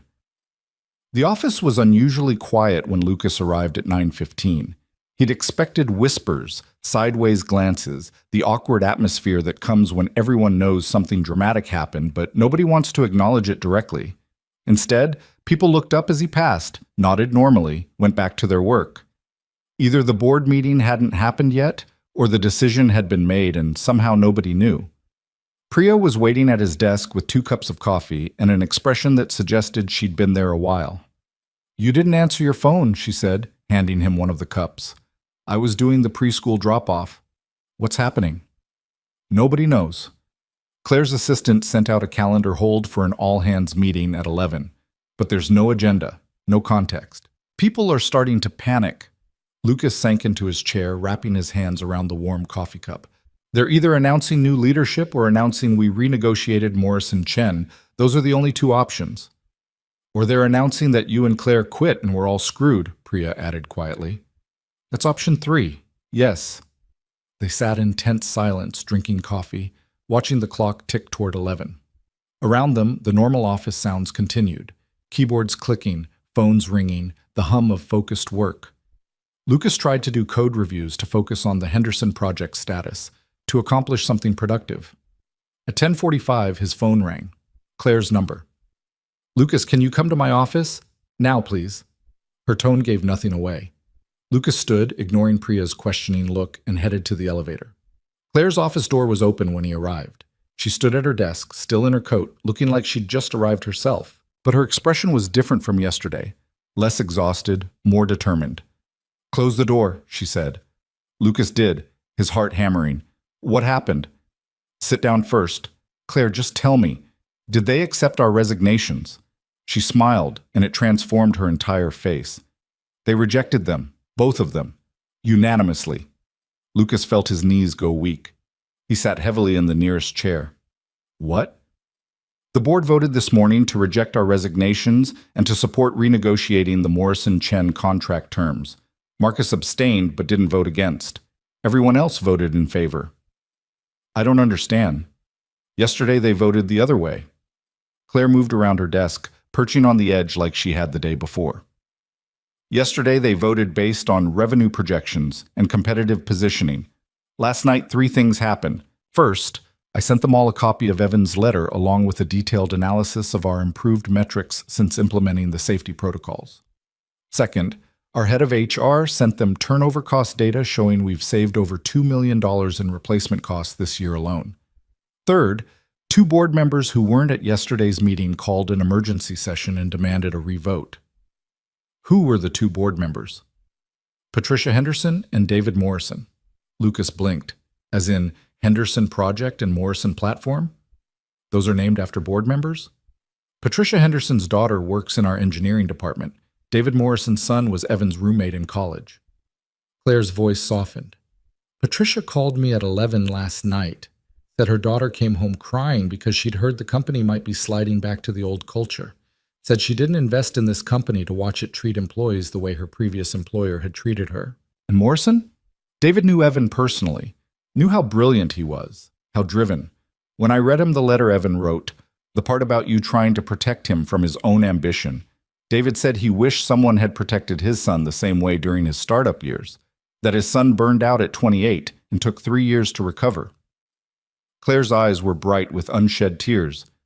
He said he didn't want this company contributing to that kind of damage. Lucas felt something unknot in his chest, a tension he'd been carrying since yesterday afternoon finally releasing. So what happens now? Now I call Morrison-Chen and explain that we can deliver their project excellently over 12 weeks or adequately over 6 weeks. Their choice. If they choose 12 weeks, we proceed. If they insist on 6 weeks, we walk away and the board supports that decision. And if they walk away, then we've proven our values aren't negotiable, and we find clients who respect that. Claire stood, smoothing her skirt. Marcus isn't happy about it. He thinks we're leaving money on the table, but he's agreed to abide by the board's decision. What changed his mind? He didn't change his mind. He was outvoted. But the board made it clear, if he can't support the direction we're taking, they'll find a CFO who can. Claire's expression was almost apologetic. This isn't a complete victory, Lucas. We still have people in leadership who think we're being too idealistic. We'll face these battles again. But for now, we won this round. Lucas stood, feeling lighter than he had in days. Thank you for fighting for this. Thank you for being worth fighting for. Claire glanced at her watch. We have the all hands in 10 minutes. I'm announcing the board's decision and our commitment to the safety protocols. I'd like you there with me. Will you stand with me while I explain this? The question felt heavier than it should, weighted with symbolism and solidarity and the understanding that they were publicly aligning themselves with principles that not everyone in the company supported. Of course, Lucas said. What do you need me to do? Just stand there. Look competent and committed. Maybe share a few words about why these protocols matter at the team level if people have questions. I can do that. They walked together to the large common area where all-hands meetings were held, a converted warehouse space with exposed brick and enough room for the entire company to gather. Employees were already assembling, clustering in department groups, speculating in low voices about the mysterious meeting. Lucas spotted Priya near the front with the rest of his team. She caught his eye, her expression questioning. He gave her a subtle thumbs up and watched relief wash across her face. At exactly 11 o'clock, Claire stepped to the front of the room. The conversations died down gradually, 200 people turning their attention to the CEO, who'd been with them less than a year but had already transformed their workplace culture. Thank you all for being here, Claire began, her voice carrying clearly through the space. I know this meeting was last minute, and I appreciate your flexibility. I'm going to be direct about why we're gathered. Yesterday, the board faced a decision about whether our commitment to employee well-being was negotiable when significant revenue was at stake. She paused, letting that sink in. Lucas saw people exchanging glances, tension rippling through the crowd. We were offered a major contract with a Fortune 500 client. The timeline was aggressive. The revenue was substantial. The scope would have required multiple teams working unsustainable hours for at least 6 weeks. Claire's voice was steady, factual. The board initially voted to accept the contract on those terms. I submitted my resignation rather than implement a project that violated the Evan Bennett Memorial Safety Protocol. Gasps rippled through the crowd. Someone near the back said, "Holy shit," loud enough to be heard. This morning, the board rejected my resignation. They voted unanimously to support renegotiating the contract terms to align with our values. We will be offering the client a 12-week timeline that allows sustainable delivery, or we will decline the project entirely. The room erupted. People started talking over each other, some applauding, others asking questions. Claire raised her hand for silence. I need you to understand something. This decision wasn't easy. We may lose a significant client. We may face criticism from competitors who think we're being unrealistic about business demands. But we made a promise to you when we implemented these protocols. We promised that your well-being wasn't negotiable, that we wouldn't treat you as disposable resources. And this morning, the board proved we meant it. Claire gestured to Lucas. Lucas Reed, our senior project manager, refused to implement the original Morrison Chen timeline because he knew it would compromise his team's safety. He stood in front of the board and explained exactly why some opportunities aren't worth the human cost. He risked his position to protect the people who trust him. That's the kind of leadership we want to cultivate here. All eyes turned to Lucas. He felt exposed, vulnerable, acutely aware of 200 people watching him. But Claire's expression was encouraging, and somewhere in the crowd, Priya was giving him an enthusiastic thumbs up. I don't think I did anything heroic, Lucas said, his voice rougher than intended. I just couldn't ask my team to sacrifice their health and families for a deadline. We lost someone 4 years ago because the old culture made those sacrifices seem normal. I won't contribute to that culture anymore. None of us should. A woman Lucas recognized from the design team raised her hand. What happens if clients keep demanding impossible timelines? Do we just turn down every challenging project? We don't turn down challenging projects, Lucas replied. We turn down projects where challenge becomes exploitation. There's a difference between pushing yourself to grow and pushing yourself until you break. Good clients understand that difference. And if they don't understand, someone else called out. Claire fielded that one. Then they're not our clients. We're building a company that proves you can be both excellent and ethical. That sustainable pace produces better results than burnout culture. That treating people with dignity and respect isn't a competitive disadvantage, it's a competitive advantage. A young engineer near the front, someone Lucas didn't know well, spoke up nervously. My last company talked about work-life balance too. But when things got tough, those values disappeared. How do we know this is real? The question hung in the air, challenging and vulnerable. Claire looked at Lucas, silently asking permission for something. He nodded, not entirely sure what he was agreeing to, but trusting her. 4 years ago, Claire said slowly, this company lost my younger brother. Evan Bennett was a brilliant engineer, passionate about his work, driven to prove himself. He volunteered for an overnight shift to fix a critical bug before a product launch. He had an undiagnosed heart condition triggered by extreme stress and exhaustion. He died at his desk at 26 years old. The room was completely silent now. People who'd heard rumors were hearing confirmation. People who hadn't known were visibly shocked. I became CEO specifically to prevent that from ever happening again, Claire continued, her voice thick but steady. The protocols we've implemented aren't abstract corporate policy. They're protections built from real loss.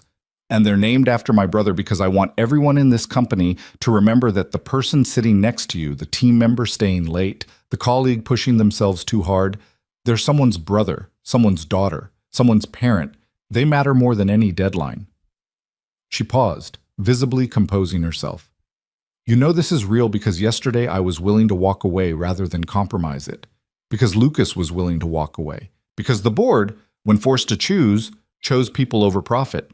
That's how you know this isn't performance. This is who we are.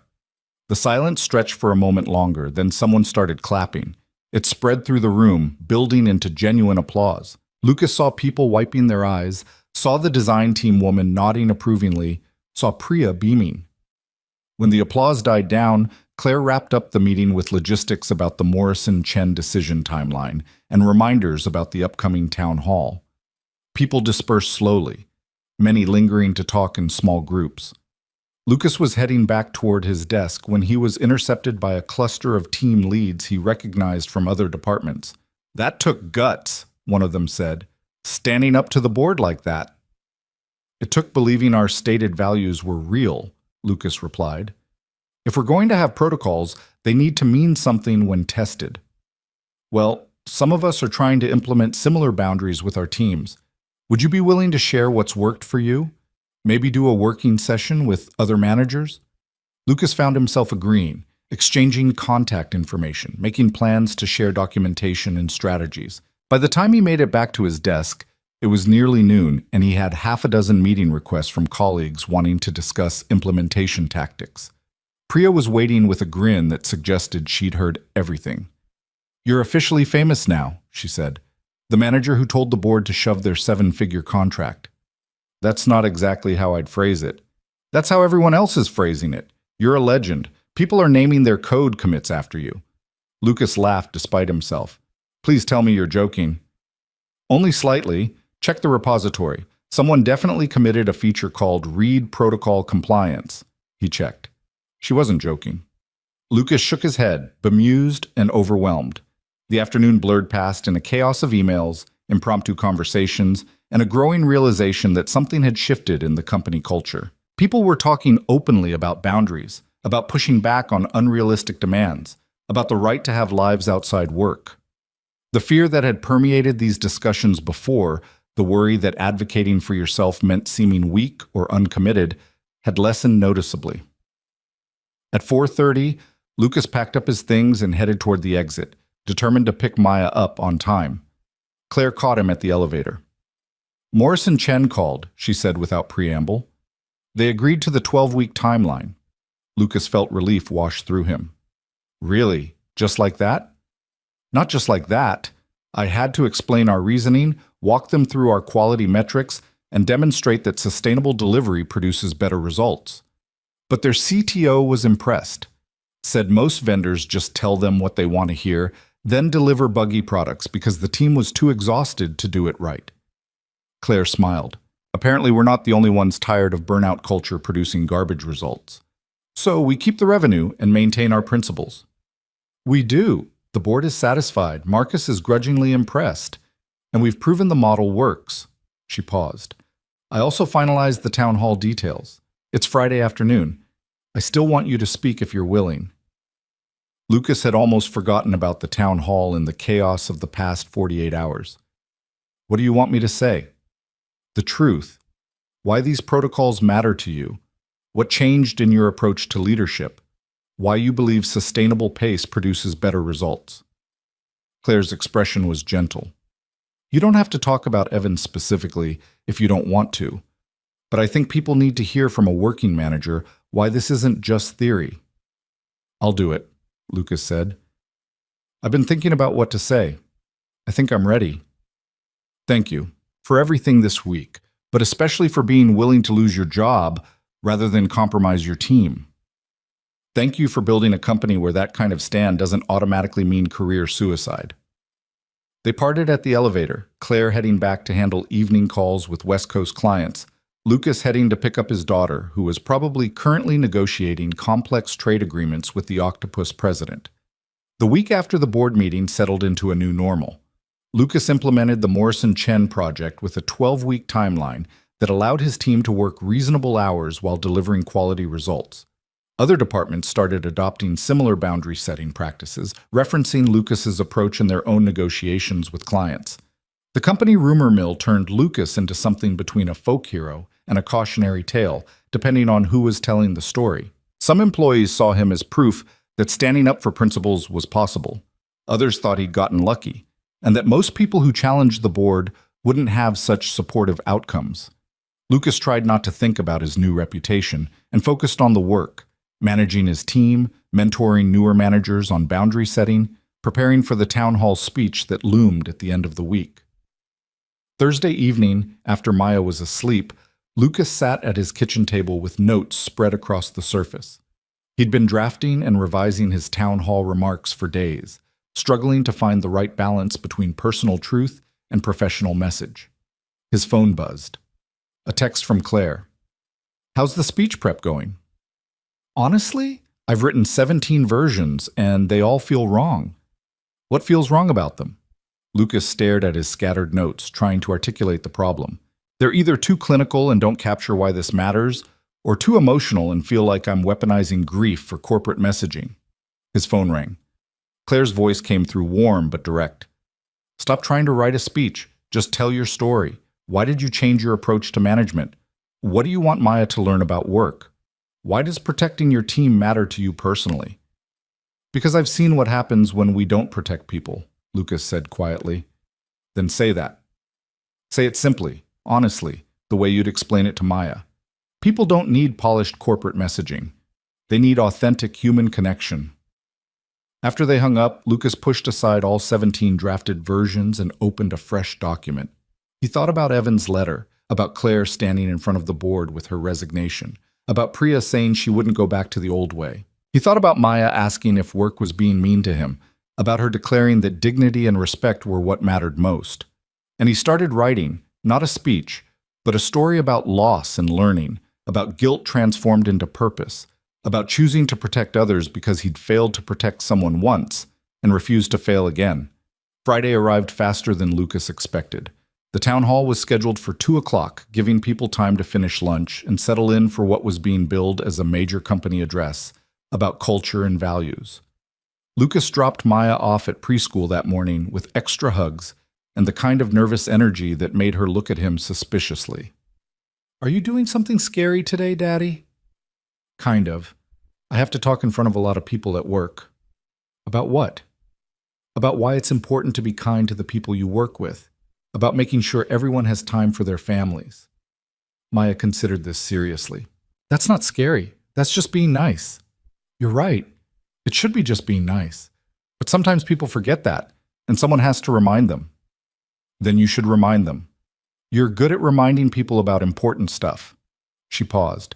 "Like how you remind me to brush my teeth even when I don't want to." Lucas laughed. "Exactly like that. Except with fewer tantrums, hopefully." "I don't throw tantrums. I express strong preferences." "My mistake. Strong preferences." He kissed her goodbye and drove to work, his notes for the town hall sitting in his passenger seat, his heart rate already elevated with anticipation and dread. The morning crawled by. Lucas tried to focus on normal work, on responding to emails and reviewing code, but his mind kept drifting to the afternoon. At 1:30, Priya stopped by his desk. "You ready for this?" "Absolutely not, but I'm doing it anyway." "That's the spirit. For what it's worth, the whole team is proud of you. You're showing everyone that management doesn't have to mean selling out your values. I just hope I don't throw up on stage." "That would certainly make it memorable." At 1:45, Lucas headed to the warehouse space where the town hall would be held. The room was already filling, people claiming seats and clustering in familiar groups. Lucas spotted his entire team sitting together near the middle, Priya saving him a seat. Claire was at the front with her assistant doing sound checks and reviewing the presentation slides. She looked up as Lucas approached, her expression a mix of encouragement and understanding. "You've got this," she said simply. "I wrote something honest instead of polished. I hope that's okay." "That's perfect. Honest is exactly what people need." At 2 o'clock, Claire called the meeting to order. She opened with logistics about company performance, celebrated recent wins, and acknowledged ongoing challenges. Then she shifted to the main topic. "Today marks exactly 1 year since we implemented the Evan Bennett Memorial Safety Protocol. I want to talk about what we've learned, what's worked, and why this matters." She pulled up a slide showing the metrics Lucas had seen before: reduced turnover, improved quality, better client satisfaction, significant cost savings. These numbers tell one story, but numbers don't capture the human impact of treating people with dignity and respect. They don't show the parents who make it home for dinner with their kids, the employees who don't wake up dreading work, the teams who trust their managers to protect them. Claire paused. To help me explain what these changes mean at the ground level, I've asked Lucas Reed to share his perspective. Lucas manages one of our most successful teams, has consistently demonstrated that sustainable pace produces excellent results and has shown remarkable courage in defending these principles, even when it was professionally risky. Lucas stood, his notes clutched in slightly sweaty hands, and made his way to the front. 200 faces looked back at him, curious, supportive, skeptical, attentive. He'd never felt more exposed. He set his notes on the podium, took a breath, and began. "I'm not naturally good at public speaking," Lucas began, and was gratified by the scattered chuckles that rippled through the crowd. "I'm much better at code reviews and project timelines. But Claire asked me to talk about why the safety protocols matter to me personally, and I think that story is worth the discomfort of standing up here." He glanced down at his notes, then decided to set them aside. This needed to come from memory, from the heart, not from carefully edited paragraphs. 4 years ago, I approved an overnight shift for a brilliant young engineer who insisted he could handle it. The project was critical, the deadline was tight, and he volunteered enthusiastically. I trusted his judgment. I also trusted that one night wouldn't hurt, that exceptional circumstances sometimes required exceptional effort. Lucas paused, his throat tight. 3 days later, I stood in a hospital waiting room and watched doctors tell a family that their son was gone. Evan Bennett was 26 years old. He died at his desk while I was home sleeping. The room was completely silent. Lucas could see people leaning forward, fully attentive now. I blame myself, completely. I believed I'd killed him by approving that shift, by not forcing him to rest, by prioritizing a product launch over a human life. I wrote my resignation that night. Management refused to accept it, told me it was a tragic accident, that no one could have predicted it. But I knew better. I knew I'd failed to protect someone who trusted me. Lucas's voice wavered slightly. He took a breath, steadied himself. I became a father 2 years later. My daughter Maya is 4 now, and she's fierce and opinionated and absolutely certain she's going to be both a CEO and a dragon when she grows up. Being her parent changed everything about how I see work, because every time I look at her, I think about Evan's parents losing their child. I think about how fragile life is, how every person on every team I manage is someone's child, someone's parent, someone's person who matters more than any deadline or revenue target. He looked out at the crowd, making eye contact with individuals scattered throughout the room. The safety protocols we implemented aren't abstract policy to me. They're specific protections designed to prevent other families from experiencing what Evan's family experienced. They're my attempt to transform the worst failure of my career into something that might protect the people who trust me now. A woman near the front raised her hand tentatively. Claire nodded for her to speak. "How do you balance that with business demands? Clients don't care about our safety protocols. They just want their projects delivered fast." Lucas nodded, having expected this question. "You're right that clients don't care initially, but I've learned that good clients appreciate honest conversations about what's sustainable versus what's destructive. When I tell a client we can deliver excellent work in 12 weeks or rushed work in 6, most of them choose excellence once they understand the trade-off. The ones who don't choose excellence aren't clients worth having."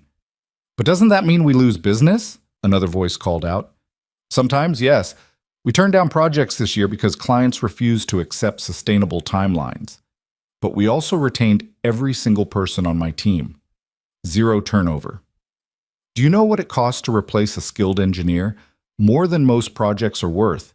We're not losing money by enforcing boundaries. We're investing in the people who make this company successful." Marcus Chen, the CFO, who'd opposed the board decision, spoke up from the back. "Lucas makes a good point about retention costs. Since implementing these protocols, we've reduced turnover-related expenses by over $2 million annually. That's not even counting the quality improvements and client satisfaction increases." Lucas was surprised but grateful for the support. He caught Marcus's eye and nodded acknowledgement before continuing. "I want to be clear about something. Enforcing boundaries doesn't mean avoiding hard work or never being challenged. My team still pushes themselves, still takes on complex projects, still delivers excellent results. But they do it during reasonable hours, with adequate rest knowing their manager will protect them from unrealistic demands. That trust produces better work than fear and exhaustion ever could." Priya stood up, surprising Lucas. "I've worked for managers who demanded constant overtime, who treated boundaries as weakness. Who made you feel guilty for having a life outside work? Lucas is the first manager I've had who fights for us, who tells clients no when they ask for impossible timelines, who actually means it when he says our well-being matters. And you know what? I've never been more productive, more creative, or more committed to my work, because I'm not constantly exhausted and resentful. Several people applauded. Lucas felt his eyes sting with unexpected emotion. Another hand went up. A young engineer Lucas recognized from the new hire orientation. I just started 2 months ago. My previous company had great policies on paper, but managers ignored them when things got busy. How do I know this is real here? That it won't disappear when we hit a rough quarter? Before Lucas could respond, Claire stepped forward. That's a fair question. Let me tell you what happened 2 weeks ago. The board voted to accept a 7-figure contract that would have required multiple teams to work unsustainable hours. Lucas refused to implement it. I submitted my resignation rather than compromise our values. The board had to choose between significant revenue and the principles we'd committed to. She paused for effect. They chose principles. They rejected our resignations and supported renegotiating the contract terms. That's how you know this is real, because when tested at the highest level, our commitment to people over profit held firm. The room erupted in conversation. People were nodding, talking to neighbors, several looking visibly emotional. Lucas saw the young engineer wipe his eyes, saw Priya grinning fiercely, saw other managers taking notes. Claire raised her hand for quiet. I want to add something to what Lucas said. These protocols are named after my brother because his death taught me that no amount of success justifies destroying the people who create it. Evan was brilliant, passionate, driven. He volunteered for that overnight shift because he loved his work, but the culture that made overwork seem heroic killed him, and I refused to perpetuate that culture. She looked directly at Lucas. When I became CEO, I found a letter Evan had written 2 days before he died. In it, he talked about Lucas, about how Lucas constantly tried to protect him from his own ambition, how Lucas treated people like humans instead of resources, how Lucas was the kind of leader Evan aspired to be. My brother saw in Lucas what I've seen in the past year. Someone who understands that real leadership means protecting the people who trust you, even when it's professionally inconvenient. Lucas felt his careful composure cracking. He hadn't expected Claire to share that detail publicly. She continued, her voice strong despite the emotion behind it. We've built something rare here, a company that proves you can be both excellent and ethical, that sustainable pace produces better results than burnout culture, that people are more valuable than quarterly earnings. But maintaining that requires all of us, managers who enforce boundaries, employees who respect them, leadership that supports both even when it costs us something. An older engineer near the back stood up. Lucas recognized him as someone who'd been with the company for over a decade. I've watched this company change a lot over the years. Not all changes were good, but this one is. I've got grandkids now. I want to see them grow up. These protocols mean I might actually make it to retirement without destroying my health. So thank you, both of you, for being willing to risk your jobs to protect ours. The applause that followed was genuine, sustained, and overwhelming. Lucas stood at the front trying to process the moment, the faces, the emotion, the sense that something significant had shifted in how this company understood its relationship with the people who made it function. When the applause died down, Claire wrapped up with logistics about ongoing safety training, anonymous reporting systems for violations, and reminders that the protocols only worked if everyone participated. People began dispersing, but many lingered to talk in small groups or approach Lucas and Claire directly. A junior manager Lucas barely knew pulled him aside. I've been struggling with how to push back on unrealistic deadlines without seeming uncommitted. Thank you for modeling what that looks like. It helps to see someone senior actually doing it successfully. It's not always successful, Lucas admitted. Sometimes clients do walk away. Sometimes projects get delayed, but I sleep better knowing I'm not destroying my team for revenue. That's what I needed to hear. Thank you. Over the next 30 minutes, Lucas had similar conversations with at least a dozen people. Managers asking for advice on boundary setting, employees thanking him for creating a template they could reference when advocating for themselves, even a couple of skeptics who respectfully challenged whether this approach could scale as the company grew. By the time the crowd thinned out, Lucas was emotionally exhausted but oddly energized. He'd said what needed saying. People had listened. Maybe it would make a difference. Claire caught him as he was gathering his things. You were perfect, honest, vulnerable, clear about why this matters. That's exactly what people needed to hear. I almost cried in front of 200 people. You almost cried while talking about something that profoundly affected your life. That's called being human. She smiled. Come on, I'm buying you a drink. You've earned it. They ended up at a quiet bar 3 blocks from the office, settling into a booth near the back with whiskey for Claire and bourbon for Lucas. The post-town hall adrenaline was wearing off, leaving Lucas feeling wrung out and contemplative. Do you think it will actually change anything? He asked after his first sip. Or did we just give an inspiring speech that people will forget about next week when deadlines get tight? Claire considered the question seriously. I think we gave people permission to believe their well-being matters. Whether they act on that permission depends on a lot of factors we can't control, but we created space for a different conversation about work. That's not nothing. It's not everything either. No, it's not. We'll have to keep fighting these battles. There will be more projects like Morris and Chen, more pressure to compromise, more skeptics who think we're being naive. Claire swirled her whiskey thoughtfully. But now we have proof that standing firm is possible, that people will support you if you're brave enough to lead with integrity. Lucas thought about the young engineer asking how to know this was real, about Priya standing up to defend boundaries, about Marcus grudgingly acknowledging the financial benefits of retention. You know what Maya asked me this morning? She wanted to know if I was doing something scary today. What did you tell her? That I had to remind people why it's important to be kind to the people you work with. She said that wasn't scary. That was just being nice. Lucas smiled. She's right, in a way. We shouldn't have to fight so hard for basic human decency in the workplace. It should just be normal. But it's not normal. Not yet. Claire met his eyes. That's why what you did today mattered. You showed people what normal could look like. You gave them a vision of leadership that protects instead of exploits. They sat in comfortable silence for a moment, 2 people who'd found themselves on the same side of an unlikely battle, bound together by shared loss and shared determination to build something better. Can I ask you something personal? Claire said finally. Of course. When you stood in front of the board and risked your job, what were you thinking? Were you terrified? Certain you were making the right choice? Some combination? Lucas considered the question. I was terrified, absolutely. I have a 4-year-old depending on me, a mortgage, all the normal adult responsibilities that make unemployment scary. But underneath the terror was something clearer. I couldn't be the person who approved another dangerous shift, couldn't ask my team to sacrifice their health for my job security, couldn't teach Maya that principles matter only when they're convenient. You chose integrity over security. I chose to live with myself. Security doesn't mean much if you hate who you've become to maintain it. Claire raised her glass. To choosing integrity, even when it's terrifying. Lucas clinked his glass against hers. To building something better, even when people think we're naive. They finished their drinks talking about lighter things, Maya's latest elaborate playground games, Claire's ongoing attempts to convince her elderly cat to accept new furniture, the absurdity of corporate jargon. By the time Lucas headed home, the weight he'd been carrying all day had lifted considerably.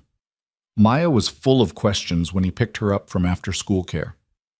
Did you do the scary thing, Daddy? I did.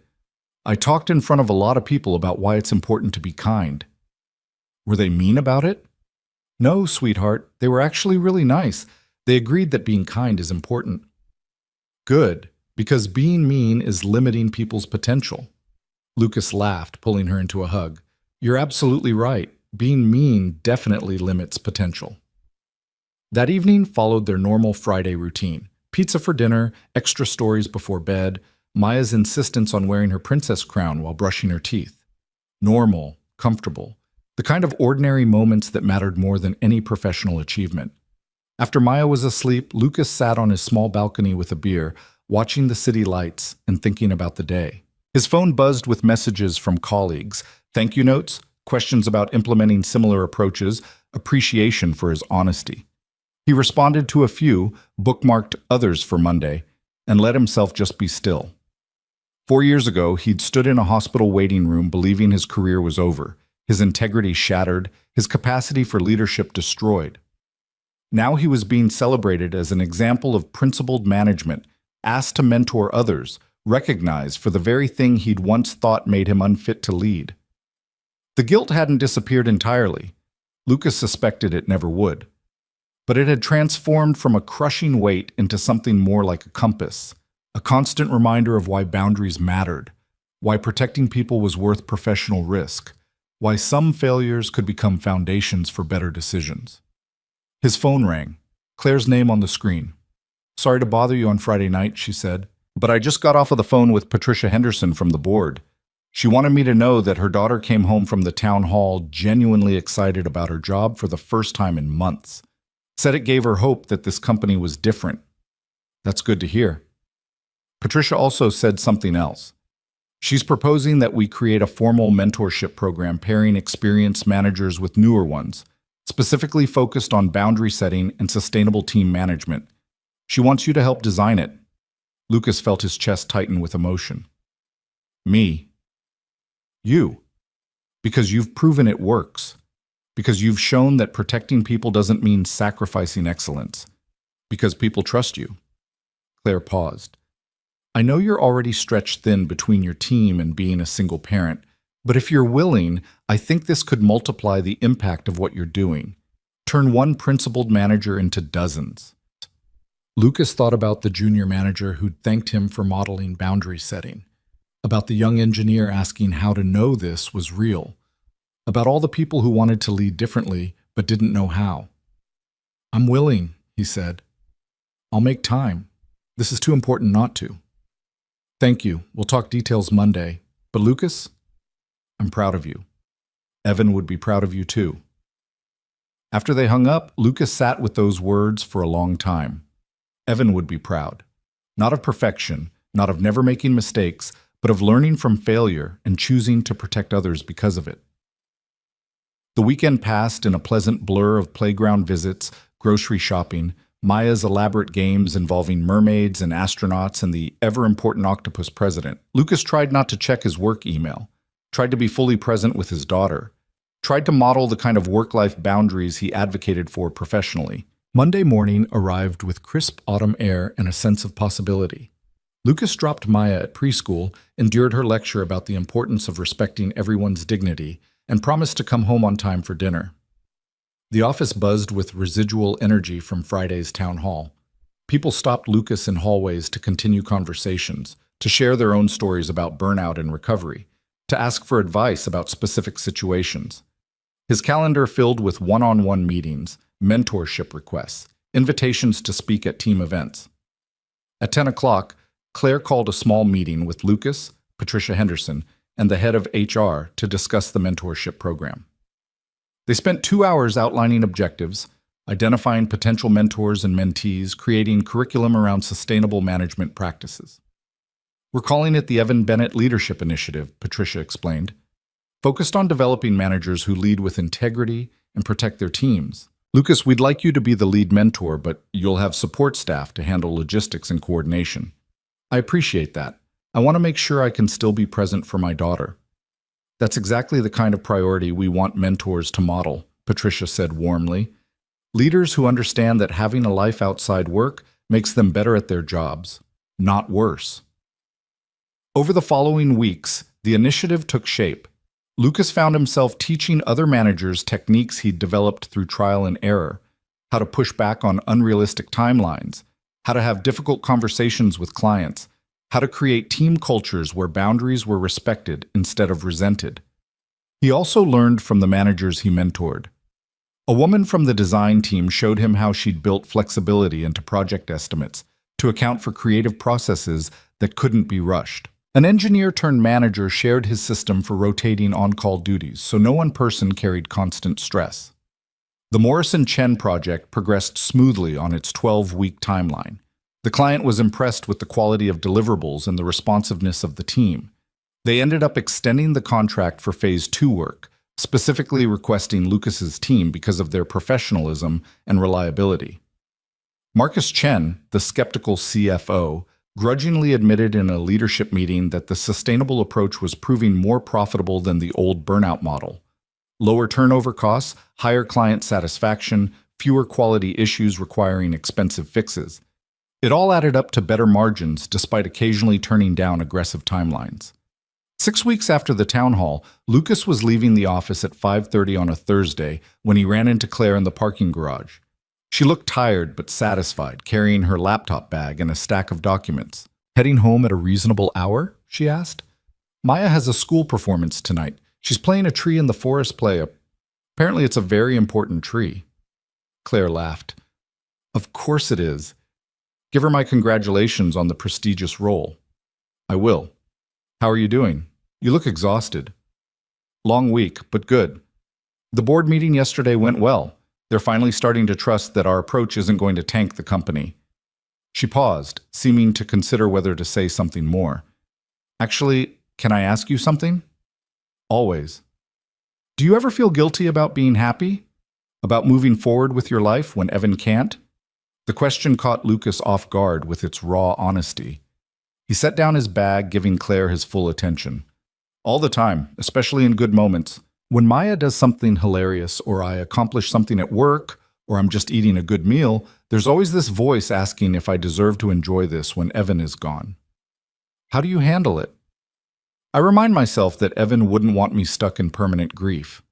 That the best way to honor him is to protect others and live fully. It doesn't make the guilt go away completely, but it makes it bearable." Lucas studied Claire's face. "Where's this coming from?" She looked away, her professional composure slipping. "I've been seeing someone. Dating. It's new and complicated and probably too soon, but he makes me laugh and I feel lighter when we're together. And then I feel terrible for feeling lighter because how can I be happy when my brother is dead?" "Who is he?" "David Morrison's son, the board member whose son was Evan's roommate. We met at a company event and started talking about grief and loss and—" Claire shrugged helplessly. "It just happened." Lucas felt a smile tugging at his lips. "Evan would absolutely approve of you dating his former roommate. He'd probably make terrible jokes about keeping it in the family." "He really would," Claire laughed, wiping her eyes. "But it feels wrong somehow, like I'm betraying his memory by moving forward." "You're not betraying anything. You're choosing to live. There's a difference." Lucas picked up his bag again. "Claire, we've both spent years punishing ourselves for surviving. Maybe it's time to accept that we're allowed to be happy. That building better systems and protecting others is enough. That we don't have to destroy ourselves to prove we cared about Evan." "Is that what you tell yourself?" "It's what I'm learning to tell myself. Some days I believe it more than others, but I'm trying." He paused. "For what it's worth, I think you deserve happiness. You've worked incredibly hard to build something meaningful here. You're allowed to enjoy your life outside of that work." Claire nodded, visibly emotional. "Thank you. I needed to hear that from someone who understands." "Anytime. Now go home and call your boyfriend. I have a very important tree performance to attend." They parted with mutual understanding, two people learning to carry loss without being crushed by it, to honor the past while embracing the present. The school performance was exactly as chaotic and adorable as Lucas expected. Maya stood perfectly still as a tree for approximately 30 seconds before deciding to add interpretive dance to her role, much to the director's dismay and the audience's delight. Lucas applauded loudly, took approximately 300 photos, and felt grateful to be present for these small, perfect moments. That night, after Maya was asleep, Lucas pulled out his phone and opened the photo of Evan's letter that Claire had sent him months ago. He read it again, focusing on the parts about protection and respect, and the kind of leader Evan had believed Lucas to be. "I think I'm getting there," Lucas whispered to the photo, to the memory, to the brilliant young man who'd seen potential in him that Lucas was only now beginning to believe was real. "I think I'm becoming the person you already thought I was." He set the phone aside and pulled out a notebook, jotting down ideas for the next mentorship session. Ways to help other managers understand that protecting people wasn't weakness, but the highest form of leadership. Techniques for setting boundaries without guilt. Stories about choosing integrity over convenience. 3 months after the town hall, on a cold December afternoon, the company held its annual holiday party. Lucas brought Maya, who immediately appointed herself social director and began organizing the other employees' children into an elaborate game involving reindeer and spaceships. Claire found Lucas near the refreshment table, watching Maya orchestrate her complex scenario with the confidence of someone who'd never doubted her right to lead. "She's going to run the world someday," Claire observed. "That's what everyone keeps telling me. I'm already apologizing to the world in advance." Don't. We need more leaders like her, confident, creative, unafraid to challenge limitations. Claire smiled. "She learned that from watching you, you know. She learned it from being herself. I just try not to mess it up too badly." They stood in comfortable silence for a moment, watching the party swirl around them.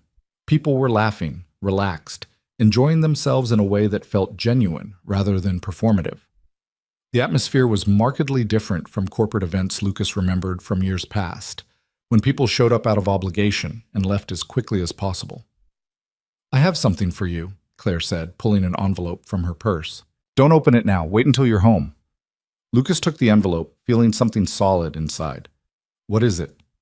"A thank you for everything you've done this year, for standing up to the board, for mentoring other managers, for being living proof that our approach works. Open it later." She touched his arm briefly. "I mean it, Lucas. You've made a real difference here." After the party, after getting Maya home and into bed despite her protests that the reindeer spaceship mission wasn't finished, Lucas opened the envelope. Inside was a small plaque made of polished wood.